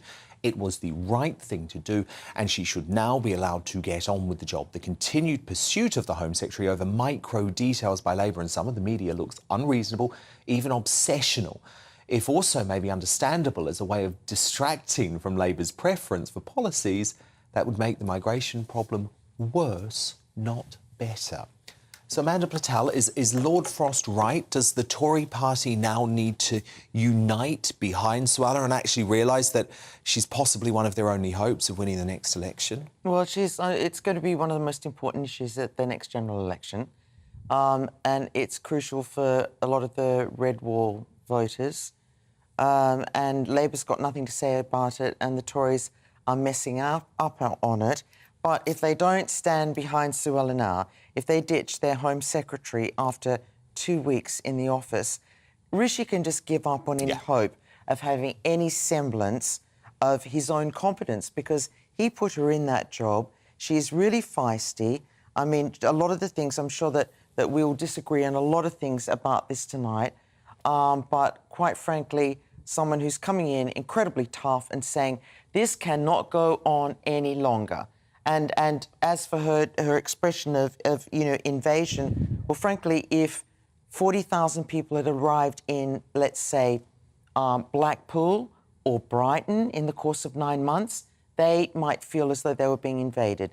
The women who live, there have been various interviews with with women who, you know, woke up and there's an Albanian guy sitting on the end of her bed. Yeah, right here on the Farage show. Give me your phone and give me the keys to your car. I think that she might have felt that was an invasion of her life. So, you know, the language is people will debate whether that was the right thing to say. I support her in it because someone's got to start calling this out. I absolutely think it was the right thing to say, Calvin. One thing that has really shocked me this week, although I know we've both been talking about this for a number of months, the media now, the establishment, the civil service blob, they feel empowered, Calvin. They genuinely want to take it down. But they genuinely believe that they can now because they did it with Boris, they did it with Truss, and they've got Suella in their sights. The coup is not yet over because they want her gone. Suella Braverman is the only one with the will to get this done. She's the only one in government that's saying we need to decrease immigration numbers. Everyone else is for it. I was surprised that Rishi Sunak chose her, being a globalist. I thought he'd want someone on his wavelength, but he did, and I assume that was for unity purposes. But that's not to say he doesn't want to undermine her and get her out. Now, Rob Jenrick undermined her there, using the word demonise in order to refer to what she was saying about an invasion. It's a fact. Invasion is an incursion of a large number of people into a place. That is what's happening. That's not demonising anyone. And what I'm sick and tired of is people accusing her of being racist for wanting to address the immigration issue. It's like the government's number one priority is the security of the nation. Protecting the borders is the number one of the very few priorities a government should have, in my opinion. There's nothing lacking compassion about that. In fact, that is compassionate. Well, exactly. In the clash earlier, Narinder Kaur, Rebecca Reid was trying to say, oh, she thinks only 7,000 out of the 40,000 are criminals, so that's OK. I'm sorry, we can't allow 7,000 criminals into this country, some of whom are rapists, some of whom are terrorists. No. I suppose it depends on how you feel about... So if 7,000 of 40,000 are not genuine refugees, but the other 33,000 are genuine refugees, for some people, for me, I would say if 33,000 genuine refugees get rehomed... You can't be a genuine refugee from Albania. Sorry to interrupt, you can't be a genuine refugee. But if you're saying that only 7,000 of them aren't genuine refugees... Well, no, 7,000 of them are criminals. Known criminals. Known criminals or of... But if they're genuine refugees, they should go through the proper channels, surely. Well, the proper channels need to be made much easier, much clearer. The French offered to co-found an on-French soil processing place. Yeah, I'm sure they did, because they don't want them in France. Yeah, but that's a perfect solution. Why would we not collaborate with the French? Because they're already in France. Why would the French stop them from getting here? Why would we take... you look at Albania, OK, you know, do a quick check on that. There's no anti-gay legislation there. There's no... And they've got serious anti-race, anti-hate legislation. It is part of NATO. It's on the fast track to be into the EU. Why would we accept that there's not been any war there? Why on earth would we be accepting what is a third of all of the supposed refugees coming here, coming from a country which is safe, when most of them, as David Davis wrote in the esteemed Daily Mail today... Very good piece. You know, is it a coincidence that these guys are all adults, they're males, and 40% of them disappear the moment they arrive in the country? They've got cars waiting for them to take them into the drug trade, to take them into the human trafficking trade. Why should we be putting up with this? Well, we shouldn't, Rebecca. But why would France stop that from happening? What possible impetus would there be for France to stop them from leaving France to come here? Because they don't want them to stay in France. No, what I'm saying, if you were the French government, why would you want to put your time and money into preventing those people from leaving France to come to the UK? Of course, I don't think we can. So why would they? Of course they would. And that's why so in which case, working together on a processing place which enables genuine refugees to come to the UK and be helped, and non-genuine refugees. What is the issue with the genuine refugees staying in France, Rebecca? Because it's a first world country. Because lots of people who are genuine refugees do not want to live in France. And when if you're a genuine refugee, you don't shop around though, do you? You literally, I say this every single time. I want to live in Hampstead or Knightsbridge. Does anybody want to hear the answer? Yes. Thank you very much. Apologies. When the Second World War happened and lots of Jewish people were forced to leave Germany, they did not necessarily just go to the first safe country and stay there. You want to go to the country where you speak the language, where you have a family member, where you have a connection to get a job. That is not a crime. Wanting a better life for yourself. For a purpose, because they've all been crossing over for so long illegally. Yeah, but if you... I didn't know Albania. There's no appetite to come down on this. These are still human people. If you is want... that our second language now? Does not give you the right to shop and choose where you get to live in this world. That's not how it works. I think it should. The big problem here is that that's it. You're honest. Most of UK's MPs are not honest. What they want is open borders, and that's what they're pushing well, I for. don't really believe in Because borders big full stop. I business say this every get time. cheap foreign labour. That's all this is about. And For me, it's not about that. We don't want to For me, control immigration. for me, it's No, not but about you cheap believe foreign in an labour. open borders solution. I do, because I think that I was born here. I happened to get lucky genetically that I had rich white parents and I was born in central London. And I don't think that gives me any more right to anything than anybody. I don't think it should give me any more right to anything Can I else. just offer a solution? But that's completely random. It's not fair. I didn't earn Please, it. Amanda's offering a solution. No, I've got Amanda's a offering a slither of solution. OK? What we've got is we now have a situation where we can't stop people from getting here, but what we can do is change the way we process them, and the debacle that we've had with, 1 million people being squeezed into a place for the... And everyone agrees on that. We built, during COVID, one of the good things about COVID, we built within about 3 weeks the Nightingale hospitals. Which was then never used. Never used, but we built those in 3 weeks. We're spending 7 million. 5 million a night. Yes, let's build a big processing centre. Why don't we just use that and have decent, because if you do proper that, places, we could have them built within a month. But then you've got to make it clean and safe and not have scabies outbreaks, which is what's happening at the moment. And the issue The Nightingale here... Hospital wouldn't have had scabies. No, but the place in Kent does have a scabies outbreak, and people are sleeping on cardboard boxes The on the average floor. we're paying is It's £150 hideous. a night. That's more than a hotel. That is just crazy. Yeah, so then put them in a hotel. And That's we're much putting better. people up. Yeah, no, that makes more sense. one of But the then things people get angry and You're they're both like, conceding too much ground. We shouldn't let them over here in the first place I'm not conceding. I'm conceding all We the should ground. have Don't be gunboats in the boring. channel, turning people back. And I would say we've got more than 1.5 million people in this country waiting on the housing list to get into a decent home with their kids. And we're putting Albanian drug runners into places. Indeed. Now, the two broadcasters who finally proved the BBC is a crooked organisation have come together for a lefty love fest, and it was as bad as we all feared it would be. In an interview for her Woke Fest new podcast, Emily Maitlis, joined by her former Newsnight lefty sidekick, Lewis Goodall, spoke to none other than Gary Lineker. And it was hard for Gaz to do his usual virtue signalling routine when he was asked to defend working at the forthcoming Qatar World Cup. This is delicious. Listen. Yeah, I mean, I was obviously massively against it at the time. I still don't think it should be there. I'm going there to work, and people say, well, what if you're that bothered, why don't you not go? I said, well, for me, I'm going there to report it, not support it. If someone who were gay came up to you and said, you probably maybe have even had this, say, Gary, do you think I'm gay? Do you think I should go to the World Cup this year? I would like to go. What would you say? I don't know what I'd say. I mean, if they want to go, go. Oh, thanks, Gaz. He did promise to condemn the Qatari regime while out there, though, which led to the trio having a right laugh about the BBC's due impartiality rules. Hilarious. But yes, yeah, of course we have discussions. They've been ongoing for some time. And are there red lines? Are they sort of saying, make sure you don't...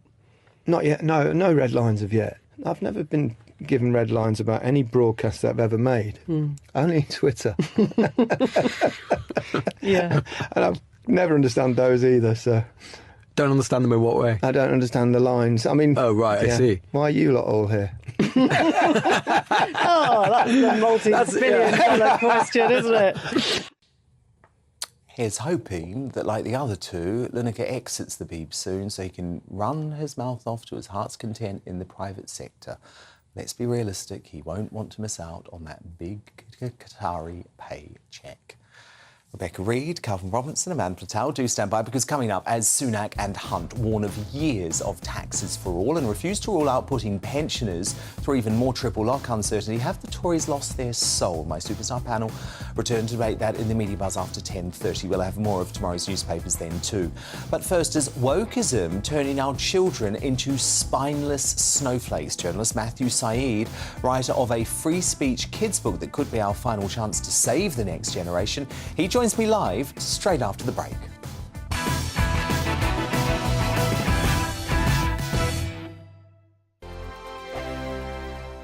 Hello there, it's Eamon Holmes here from Breakfast on GB News. We're not just on your television and your screens, you know. We're on DAB plus digital radio, so you can listen to your favourite shows on the move. If you've not yet listened to GB News Radio, it's very simple. We're on your radio player and TuneIn apps, on your smart speaker, phone or tablet, or online at gbnews.uk. Take us with you wherever you go. GB News Radio. You never have to miss a moment of the People's Channel. Hello, I'm Simon Evans. Join me on GB News for Headliners at 11 p.m, where I'll be joined by two of the country's top comedians as we take a look at tomorrow's newspapers tonight. If it's a big story, we'll be covering it, I guarantee, but we'll also have some fun along the way. That's GB News Headliners at 11 p.m. We won't put you to sleep, unlike some of the other paper review shows out there.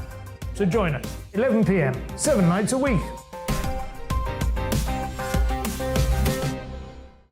I'm Mark White. As GB News Home and Security Editor, I cover those key issues that are so important to you. Our authorities, our communities doing all they can to combat violent crime. With the public services under unbearable strain, why are we still failing to control our borders? Defence, the first priority of any government, has been continually hollowed out. Can we trust our politicians to protect the armed forces? Join me, Mark White, on GB News.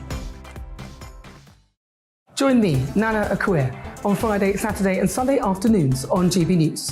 Expect fiery debate and passionate discussion as me and my panel tackle some of the biggest topics hitting the headlines. It's a place for everyone's opinion. No one gets cancelled, but no one gets an easy ride. Oh, she's on it today. Be ready for conversations that are fierce, frank and, of course, fun. Every Friday, Saturday and Sunday afternoon from 4 p.m. on GB News.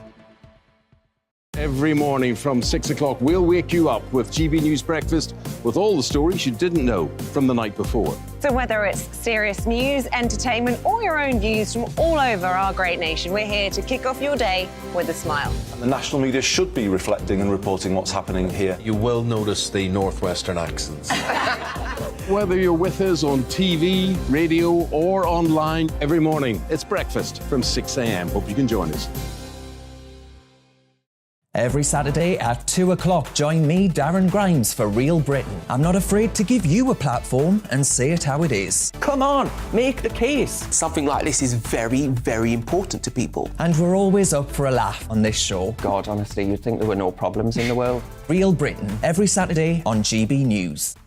On the Mark Steyn Show, we cover the stories a lot of people are scared even to mention. The stuff that really matters with some of the world's biggest thinkers. Now is his opportunity to kind of take the steering wheel of history. Break away from the flock at 8 o'clock on GB News with the Mark Steyn Show. We are GB News. And we'd like to say thank you To each and every one of you. for helping our great nation. Find its voice. We're absolutely everywhere. Across England, Scotland, Wales and Northern Ireland. On TV, on radio and online. We're proud to be The People's Channel. Britain's news channel.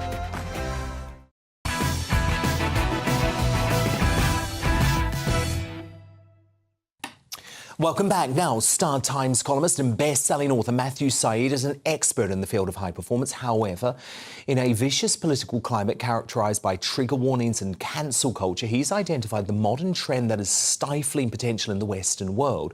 This being the ever-growing threat to freedom of speech. Intent on challenging the woke orthodoxy, Matthew has written a new book for children called What Do You Think?, where he encourages the next generation to, quote, agree to disagree and still be friends. Now, there's a thought.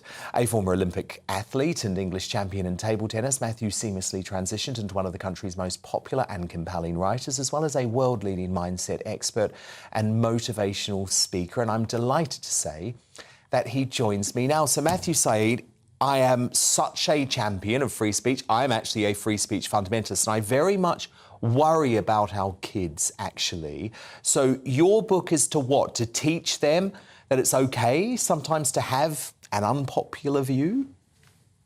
Exactly, Dan, and thanks for that warm introduction. It's great to connect with you tonight. I mean, my sense is, taking a step back, in the 1970s and 80s, there was something called the self-esteem movement in education.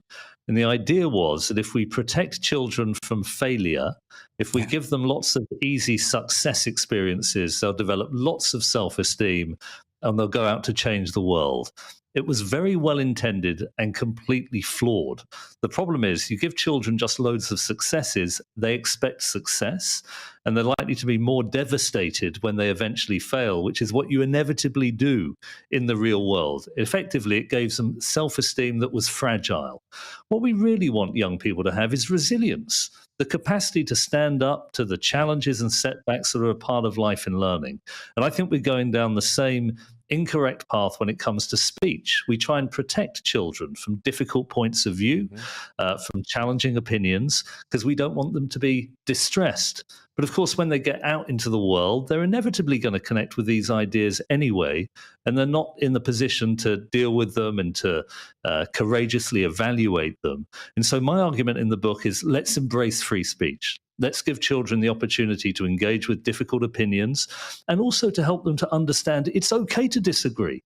It doesn't mean you have to cancel the person with whom you are disagreeing. The great liberal tradition is that we learn from each other through open, respectful, rational debate. And I think we're losing some of that. But really, my book, Dan, is about the psychology of equipping young people with the confidence, the courage, the resilience to face up to this wonderful world in which we live, and I think is being undermined by cancellation and some of these other aspects that I think, like you, are so damaging to all of us.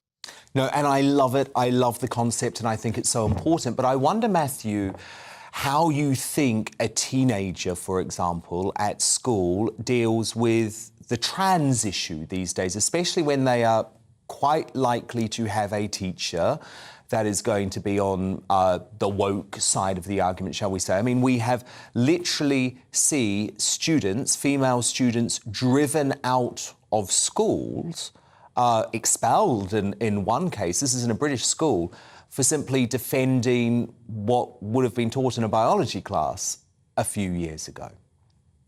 Well, being expelled for expressing a point of view is completely outrageous. I think the key with debates of this kind is to have some level of humility. That's to say that the world is complex, and some of the things that we believe today will be superseded by future inquiry. We might be wrong on certain things. If you think about our forebears, they got lots of things wrong on race, on gender. They thought that the Earth was the center of the solar system. That turned out to be incorrect. And I think if we're humble, we listen to other points of view, we can then reject them rationally if we disagree with them. But listening well and then saying, you know what, I've heard what you have to say, I disagree. I think we should be able to still be friends, to still inhabit the same classroom, to still allow people in the same school, even if they have a disagreement over trans rights. It is completely outrageous for people to be expelled or censored or edited on the basis of an opinion if it isn't causing physical harm. In that sense, I wouldn't quite describe myself as a free speech absolutist. I have a problem with incitement to hatred or to criminal acts and other things of that kind, but I think we should have as much latitude as possible. Yeah, we really should. Matthew, how do you tackle the very thorny issue of social media? Because one thing where I feel so sorry for young people and teenagers today is the fact that things they post online, maybe to have a laugh, maybe because they're exploring a particular opinion, maybe because they're showing off to friends by using some particularly fruity language, we've actually seen that that can result in people losing careers or being publicly shamed when it comes to England cricketers, for example. What's your advice to them? Do they have to be wary of social media? Should they not be on it at all? Yeah, so I think that parents should be wise about when they allow their children to engage with social media. I think trying to take children away from the internet and social media altogether is probably not a sensible thing. At some stage in life, it can be quite a good asset for community. We both use it, Dan, for communication and to connect with people. The question is, I think, helping young people to understand what these platforms are seeking to do. They're commercial organizations that make money by selling advertising. And the more you stay on the platforms, the more advertising they can sell, and they can harvest your data as a way of inducing advertisers to work with them. And therefore, often what happens is you're seeing more of what they think you want to see. That can suck you into an echo chamber. Just getting young people to understand that makes them more curious to seek out other points of view. view. When it comes to cancellation and the other dynamics that you've described, I think young people do need to be aware that everything that they say online leaves a digital trace that some not very fair-minded person could come to in years' time. So I think one should be cautious in expressing opinions online for that reason. But the other thing, Dan, I want to see more compassion. It is outrageous that an England cricketer expresses an opinion 10 years ago that cricketer has now decided is untrue and not reflective of their opinion, and yet they get sanctioned on the basis of what they said all those years ago. I think that is a violation of natural justice. And what it does, Dan, is it leads to self-censorship. Yeah. Why would one express an opinion today even if it was socially acceptable today, and then the moral culture changes over the course of the next decade, and you are retrospectively cancelled for that? We must have more. One of the great aspects of the Western moral tradition is compassion and forgiveness. We need much more of that in the online world. Couldn't agree more. Matthew Said, Star Times columnist, author of the brilliant new book, What Do You Think? Thank you so much, Matthew, for being here tonight. Thank you, Dan. But coming up, activist and GB News presenter Bev Turner was branded a celebrity anti-vaxxer in a vile MSM hit piece for merely wanting a debate on the efficacy of jabs, so she's uncancelled and fighting back tonight at 10:45. But next, as Sunak and Hunt warn of years of taxes for all and refuse to rule out putting pensioners through even more triple lock uncertainty, have the Tories lost their soul as the low tax party? My superstar panel return to debate that. And Matt Hancock breaks his silence on his controversial I'm a Celebrity appearance. That's next.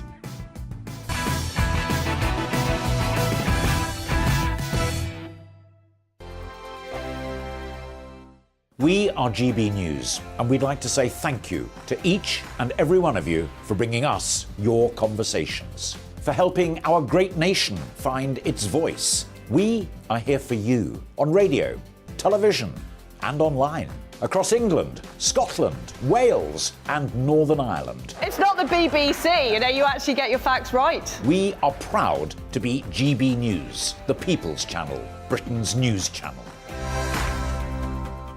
I'm Dan Wootton. Join me Monday to Thursday from 9 to 11 for the feistiest and most fun news debate on TV, where free speech reigns. I'll bring you a sharp take on the day's biggest stories, bombshell newsmaker interviews, and A-list guests. And I guarantee you, no spin, no bias, no censorship, and no reason to go to bed. That's Dan Wootton tonight, Monday to Thursdays from 9 on GB News.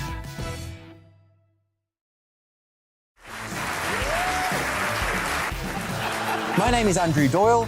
Join me every Sunday evening at 7 p.m. for Free Speech Nation. This is a show where we address current affairs and news stories of the week with the help of two wonderful comedian panellists. I brought in comics because I want to give it a lighter edge, and also they work for less. See you there.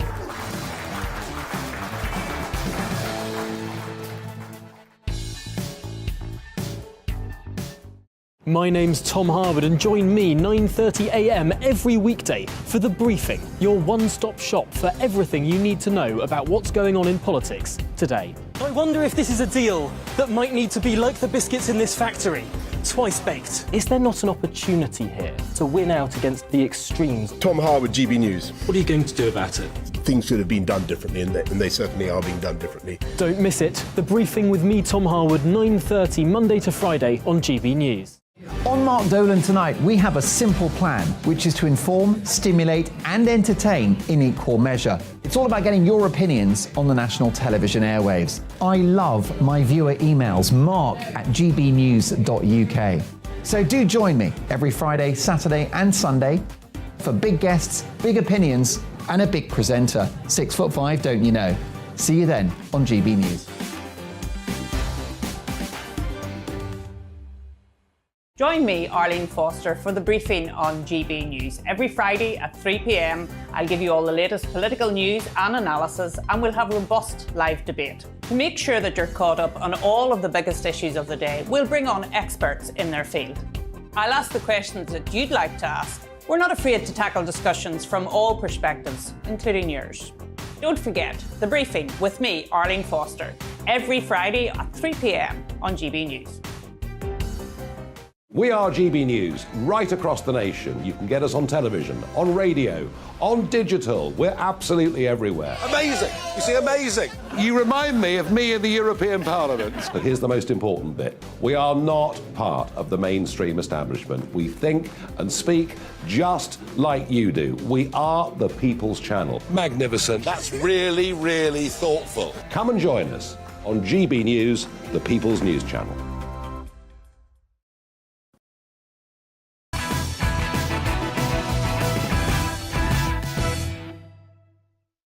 Let's return to tomorrow's news tonight now on our Media Buzz. Lots of Metro, lots of front pages are in. We're actually going to kick off with the Metro front page, though, which, and I love this headline, actually, on Matt Hancock joining the cast of I'm a Celebrity, King of the Bungle. This comes after COVID-19 families expressed their fury at the former Health Secretary receiving a £350,000 appearance fee. £350,000! Outrageous, what a waste of money, ITV. Tomorrow's Guardian has revealed the government's, quote, secret war game plan to cope with 7-day blackouts. Transport, food, water supplies, communications and energy could be, quote, severely disrupted in a reasonable worst-case scenario, according to top-secret docs seen by the publication. Do I think that's going to happen? Absolutely not. The Daily Mail leads on a bombshell report that thousands of police have criminal records and are linked to gangsters or pose a risk to the public. That's according to watchdogs who warn today it's far too easy for misogynistic, corrupt or predatory officers to join up or stay in uniform. The Times also reports that story, although elsewhere on the front page, Albanian migrants will be deported before they can appeal against rejected asylum claims under radical plans to combat the huge numbers arriving to the UK. I'm all for that. Star Matt Hancock's face superimposed on a witchetty grub below the headline, Creepy, Crawly, Coco. You've got to feel sorry for the bugs, the paper quips. And it's actually official. In an I'm a Celebrity exclusive, Matt Hancock assures The Sun, I haven't lost my marbles, even though he's off to join the Creepy Crawlies. Writing for the paper, he insists money isn't behind the decision. Oh, no, I'm sure it's nothing to do with the £350,000. And he goes on to say, it's our job as politicians to go where the people are, not to sit in ivory towers in Westminster. Reality TV is a very different way to communicate with the electorate. It's both honest and unfiltered. Oh, come on. He didn't write that with a straight face. Amanda Patel, Calvin Robinson, Rebecca Reed. Come on. What a joke. What a joke. Also, sorry, he wants to be where the people are, so he's going to a jungle full of celebrities. Yeah, that'll really get you in touch with the people. In Australia. In Australia. Well, about 10,000 miles away from his West Sussex constituent. Look, his political career's finished. But I do want to stick up for witchetty grubs, OK, because they get slagged off in that show. They are actually completely delicious. I used to eat them as a child. Yeah. It's like a milli fueli. It's like custard. No, stop. Custard, stop. But with crunchy You're taking Mick. Stop now. No, stop now. Now, Rishi Sunak has only been Prime Minister for a week, moving swiftly along, but is he already set to land yet another devastating blow in the battle for the soul of the Conservative Party? In a doomsday briefing yesterday, the PM and his Chancellor, COVID authoritarian Jeremy Hunt, warned of years of tax rises for everyone, bringing in stealth increases and income tax and national insurance rate hikes over the coming years by freezing the thresholds at which people start to pay different rates. According to The Telegraph, Hunt is looking at saving money with a ratio of 50% tax rises, 50% spending cuts, meaning that £25 billion of tax rises could be on the cards. What's even more concerning, though, is the prospect of putting the nation's pensioners through even more triple lock uncertainty. Remember, it was a 2019 Conservative manifesto pledge and something Truss promised to maintain, but the state pension has increased every April in line with either inflation, wage growth or 2.5%, depending which is highest. Now, Sunak's government has so far refused to commit to the policy. This really actually feels like a particularly cruel type of trauma for pensioners who've been told that the triple lock was staying in place, then it was under threat, then safe, now it could be in play again. Amanda Patel. You can't mess around with the pensioners. They don't have a chance to work. The difference between them is there is not an option for them. And they've paid their dues, they've paid their taxes all their lives. What infuriated me so much about this headline today, everyone's taxes, everyone's going to have to pay more in taxes. Now, you bear with me for like 10 seconds. Please. It's not like me to do any research. You've done your research, I love it. Right. Glasses on. He says everyone's going to pay higher taxes, right? We'll do this really quickly. 3.6 million people are economically inactive, choosing not to work. 5.3 million are seeking out-of-work benefits, so they are capable of working but choose not to. That's nearly 9 million people who are not working and are paying no tax. We have 1.3 million job vacancies, which they could take up but choose not to. We have 33 million working adults in this country to support a population of 69 million. That means a third of us, you, me, Chloe over there, all of us on this, everyone that we, the guy who lets us in at reception, every single person, we are all paying our taxes. A third of the country is supporting, 2 taxpayers are supporting the rest of it, and it's just not right. And I don't think it's fair if they're going to tax us to can I say buggery? Yes. You've done it now. If they're going to tax Rebecca us... Reed's getting wound up. If they're going to tax us like to buggery, then they should be cutting on these people who are on, working benefits and things like that. They should be cut as well. What's wrong with what Amanda's just said? I did not. Chloe, I love Chloe. She looks so hot. Amanda called Chloe Zoe the other week, and it was very upsetting for everyone. Yeah, it's all sorted now. We're besties again. On the number of people who aren't working, are you taking into account that there's a significant portion of that are people who can't work? I am certainly taking in that calculation. There are a number of people who have, through mental problems, through physical disabilities, through caring responsibilities for vulnerable children. There is a whole chunk of them. So that's still quite a big chunk of people. It's a chunk of people, but come on, Rebecca, you've got so many people who can work and who are choosing not to work, and we have to support them. The guy who brought me in tonight, he works 2 jobs. And he was raising Ahmed, and he said, why is it right that I have to work 2 jobs and I have to tell my kid that they can't afford a 75p sandwich when all these people that I see aren't working? I find it very interesting. I don't think the Conservative Party want to be in government anymore. No, I agree. They're not going to immigration issue. They're going to get rid of Suella Braverman. They're putting taxes up. They're getting rid of Trussonomics. They won't have a cut tax government. And now they're talking about ditching the triple lock on pensions, which is the vast majority of Tory voters. They don't want to be in government. And by the way, this was Jeremy Hunt, who was installed as Chancellor in a Ramona globalist coup, who, during his failed campaign to be Tory leader, actually wanted to cut corporation tax to 15%, so lower than Truss. Yeah. Can we go back to the original question? Sorry, were you going to say something? The original question about the... Should you cut your taxes on the first day in government? Not the original question we were having before the programme, the original question we were having on the programme, which is about the triple lock, whether it's a good idea. And my issue is not all pensioners are created equally. So there is a lot of talent that's left on the table when people are expected not to work between the ages of, say, 63 and 70. There are a lot of...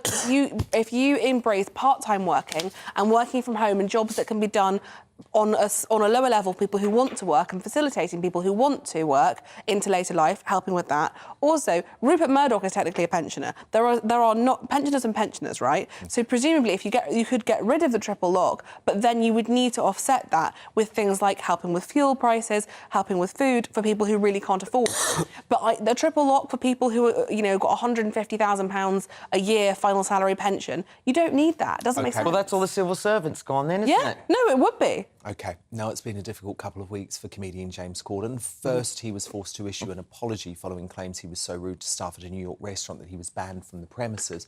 And in a fresh blow today, fellow British comedian and champion of freedom of speech, Ricky Gervais, took issue with what could be a case of plagiarism after pointing out the similarities between one of his stand-up gags and part of the Late Late Show host's most recent monologue. Look.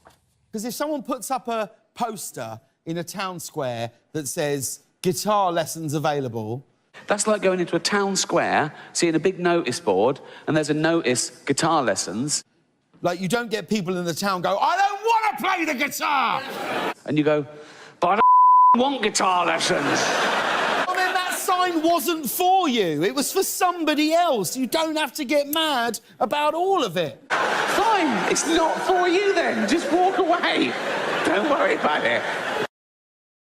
Now, Ricky has since deleted his tweet on the matter and acknowledged that James, who has a whole team of writers, likely wouldn't knowingly copy his material. And tonight, the Gavin and Stacey star broke his silence, saying inadvertently told a brilliant Ricky Gervais show on The Joke last night, obviously not knowing where it came from. It's brilliant because it's a Ricky Gervais joke. You can watch all Ricky's excellent specials on Netflix. So there you have it, folks. It clearly wasn't James's fault.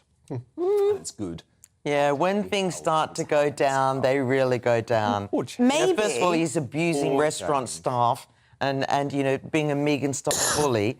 and now he's plagiarising really great comedian material. Someone was. Maybe he should consider writing his own material, like we do. Well, he wrote something this week saying no one teaches you how to be famous. As if that's Oh, the excuse the for him. ultimate tragedy. Rebecca Reid, Calvin Robertson, and Amanda Patel. Do stand by, because coming up, it's blank space versus waste of space as Taylor Swift and Matt Hancock compete to be named today's greatest British and their uni jackass.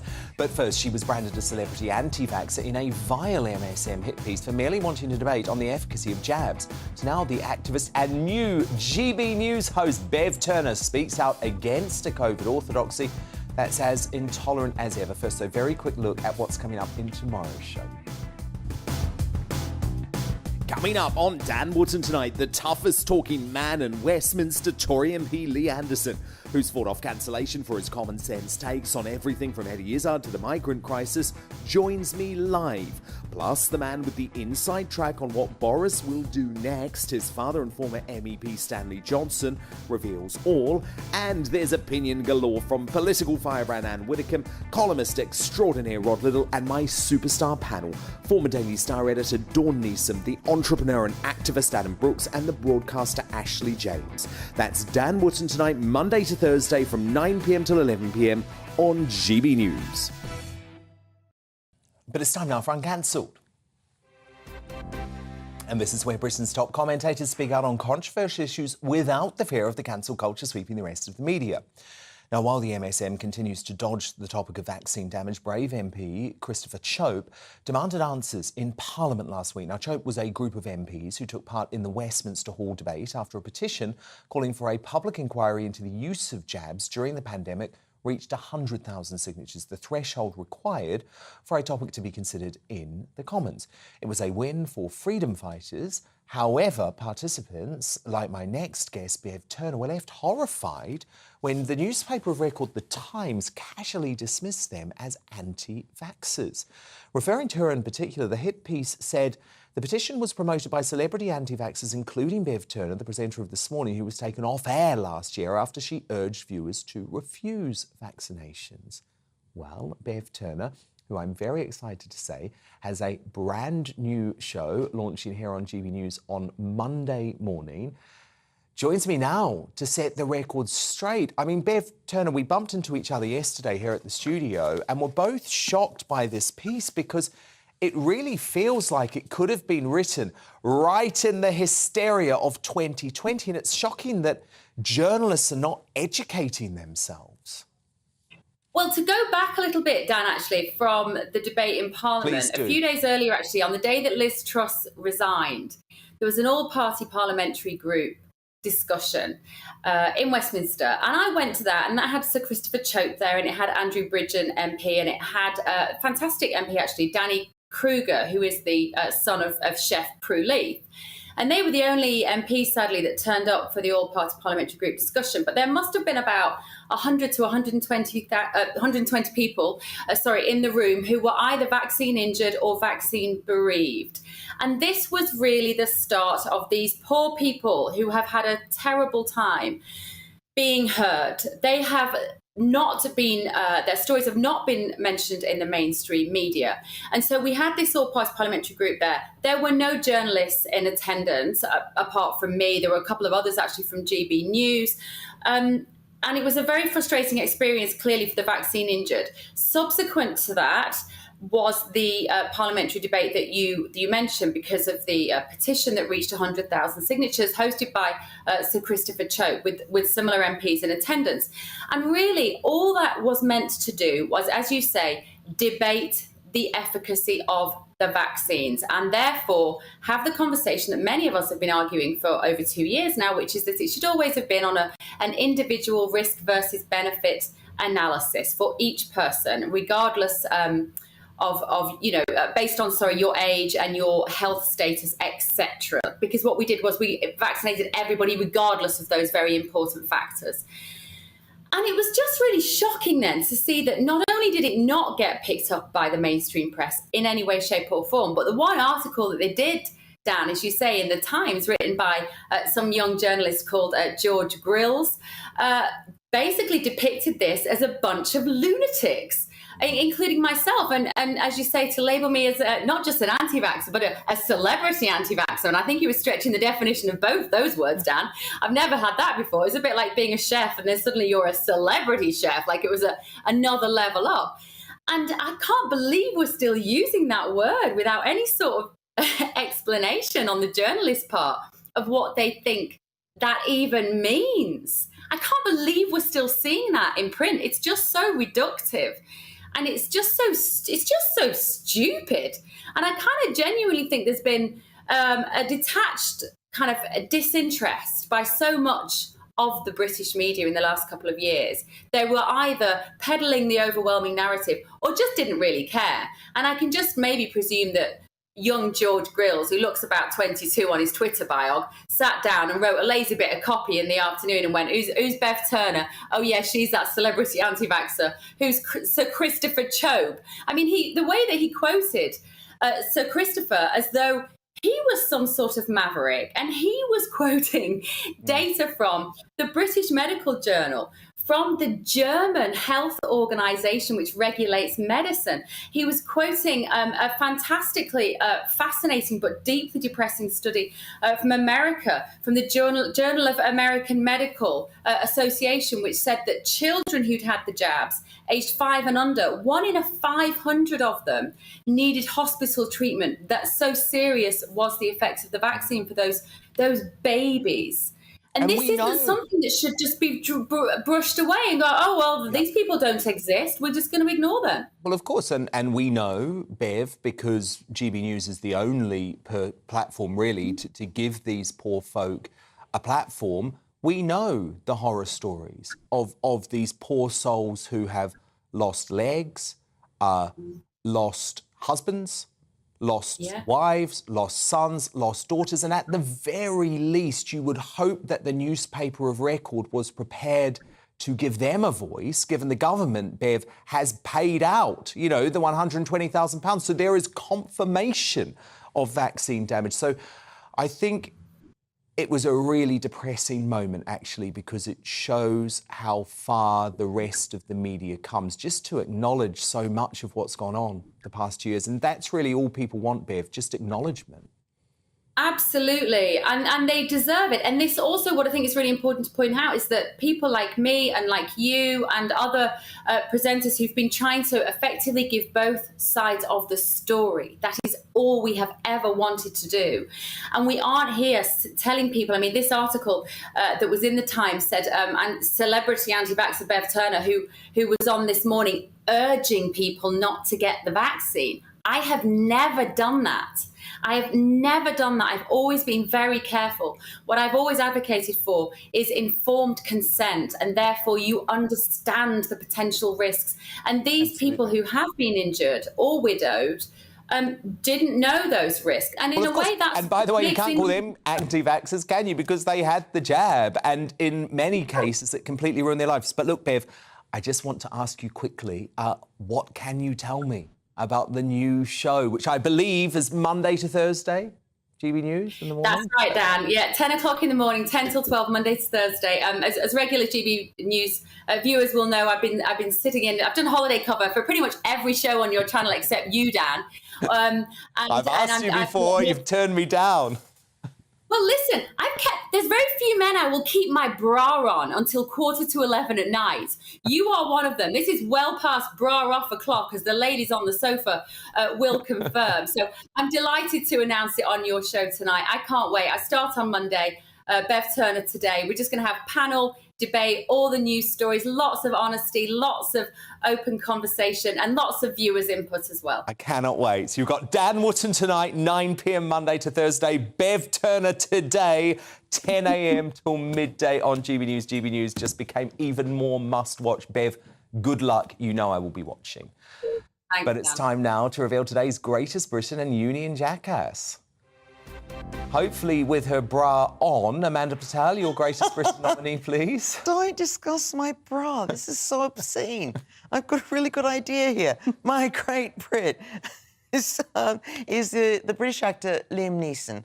because he made this fantastic movie in 2008 called Taken, in which he exposed the hideous drug trafficking, murders, slave trade, and human trafficking of young girls in that movie. So all that time ago, he warned us of what we're getting in parts of the Albanian community. From Albania, OK, that's the key. Have a look. The key bit. You were supposed to call me when you land.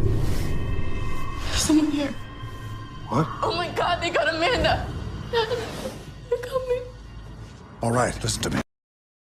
Calvin Robinson. Oh my God, they've got Amanda. I did not do that, just so you would play that clip. Mine's Suella Braverman, because she's the only politician willing to address the issue that Amanda just raised.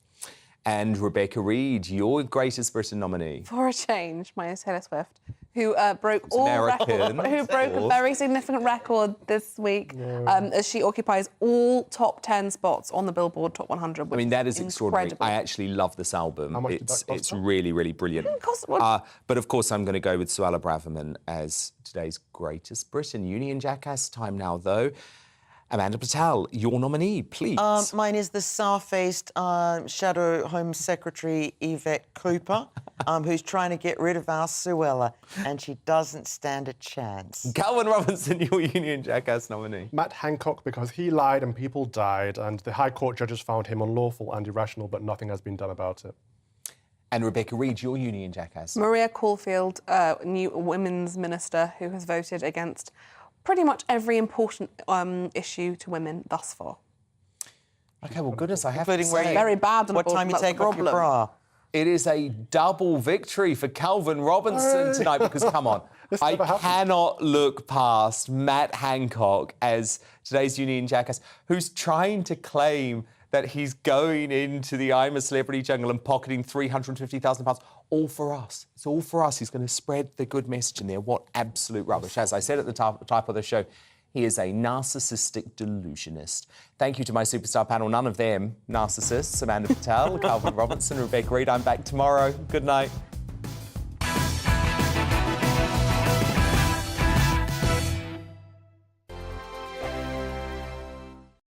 We are GB News. And we'd like to say thank you To each and every one of you. For helping our great nation Find its voice. We're absolutely everywhere. across England, Scotland, Wales, and Northern Ireland. On TV. On radio. And online. we're proud to be the People's Channel. Britain's News channel. Hello, I'm Michelle Dewberry, and you can join me every weekday 6 till 7 on Jubes and Kerr. Me and my panel will get stuck right into the day's events, and I can tell you, in fact, I can warn you, expect some robust debates, some strong opinions and perspectives from both sides of the fence. It's about you at home as well. I love to read out all of your comments, or at least as many as I can. So join me, Michelle Dewberry, Monday to Friday, 6 till 7 on Jubes and Kerr.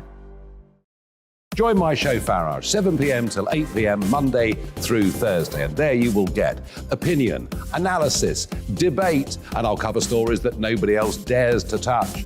You've been cancelled. Join the club. Oh, my goodness me. And then for the last 15 minutes, talking pints. We're over a drink. We have a civilised conversation with someone. We very often disagree, but we do it in a grown-up way. Come and join me on Farage. On the Mark Steyn Show, we cover the stories a lot of people are scared even to mention. The stuff that really matters with some of the world's biggest thinkers. Now is his opportunity to kind of take the steering wheel of history. Break away from the flock at 8 o'clock on GB News with the Mark Steyn Show. Hello, I'm Esther McVeigh. And I'm Philip Davis. Whether you're watching or listening on TV, online or on radio, we handpick the latest stories, debates and expert opinions for your weekend. So whether that's politics, news or showbiz, we've got it covered. Join us every Saturday morning at 10 o'clock on GB News. Hello, I'm Alastair Stewart, and I'd invite you to join me at noon on Saturdays and Sundays for Alastair Stewart and Friends. I've been in this business for over 40 years. Now, here at GB News, I've never been happier. I get to choose the big stories that really interest me. We hear what you have to say, and you hear what I have to say. I really hope you can join me, noon on Saturdays and Sundays. I'm Mark Dolan. Join me at 11 on GB News for Headliners, in which I'll be joined by two of the UK's top comedians discussing tomorrow's papers.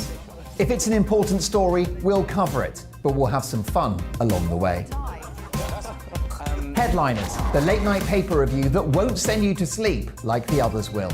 7 nights a week at 11 p.m. on GB News.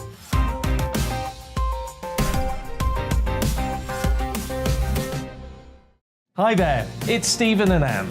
At breakfast from 6 a.m, you'll always be caught up with everything you need to know, the latest headlines, opinions and debates. We'll bring you the good news and the bad, but most of all, we're here for you. Remember, send in your views and let us know what you would like us to talk about. That's because we're your news channel. And every morning at 6 a.m, it's breakfast on GB News.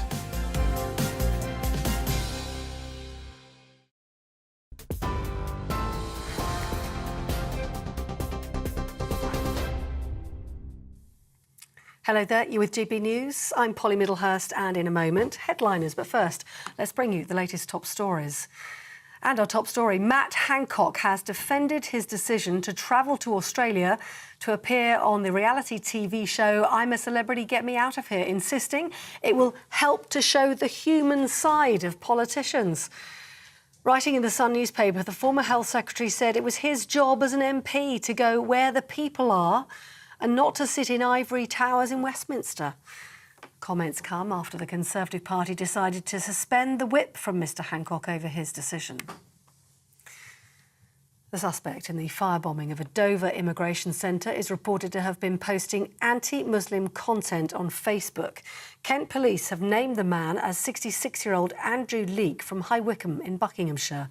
He was found dead at a nearby service station shortly after the attack. Counter-terrorism police are now leading the investigation. They say the attack was likely to have been driven by some form of hate-filled grievance. Meanwhile, the Conservative Party says several hundred migrants were today removed from the immigration processing centre in Manston in Kent. At least 2 coaches left as part of the Home Secretary's plan to relieve pressure on the facility, with more to follow later in the week. Around 4,000 people were thought to be housed at Manston, which was originally built to hold a maximum of 1,600.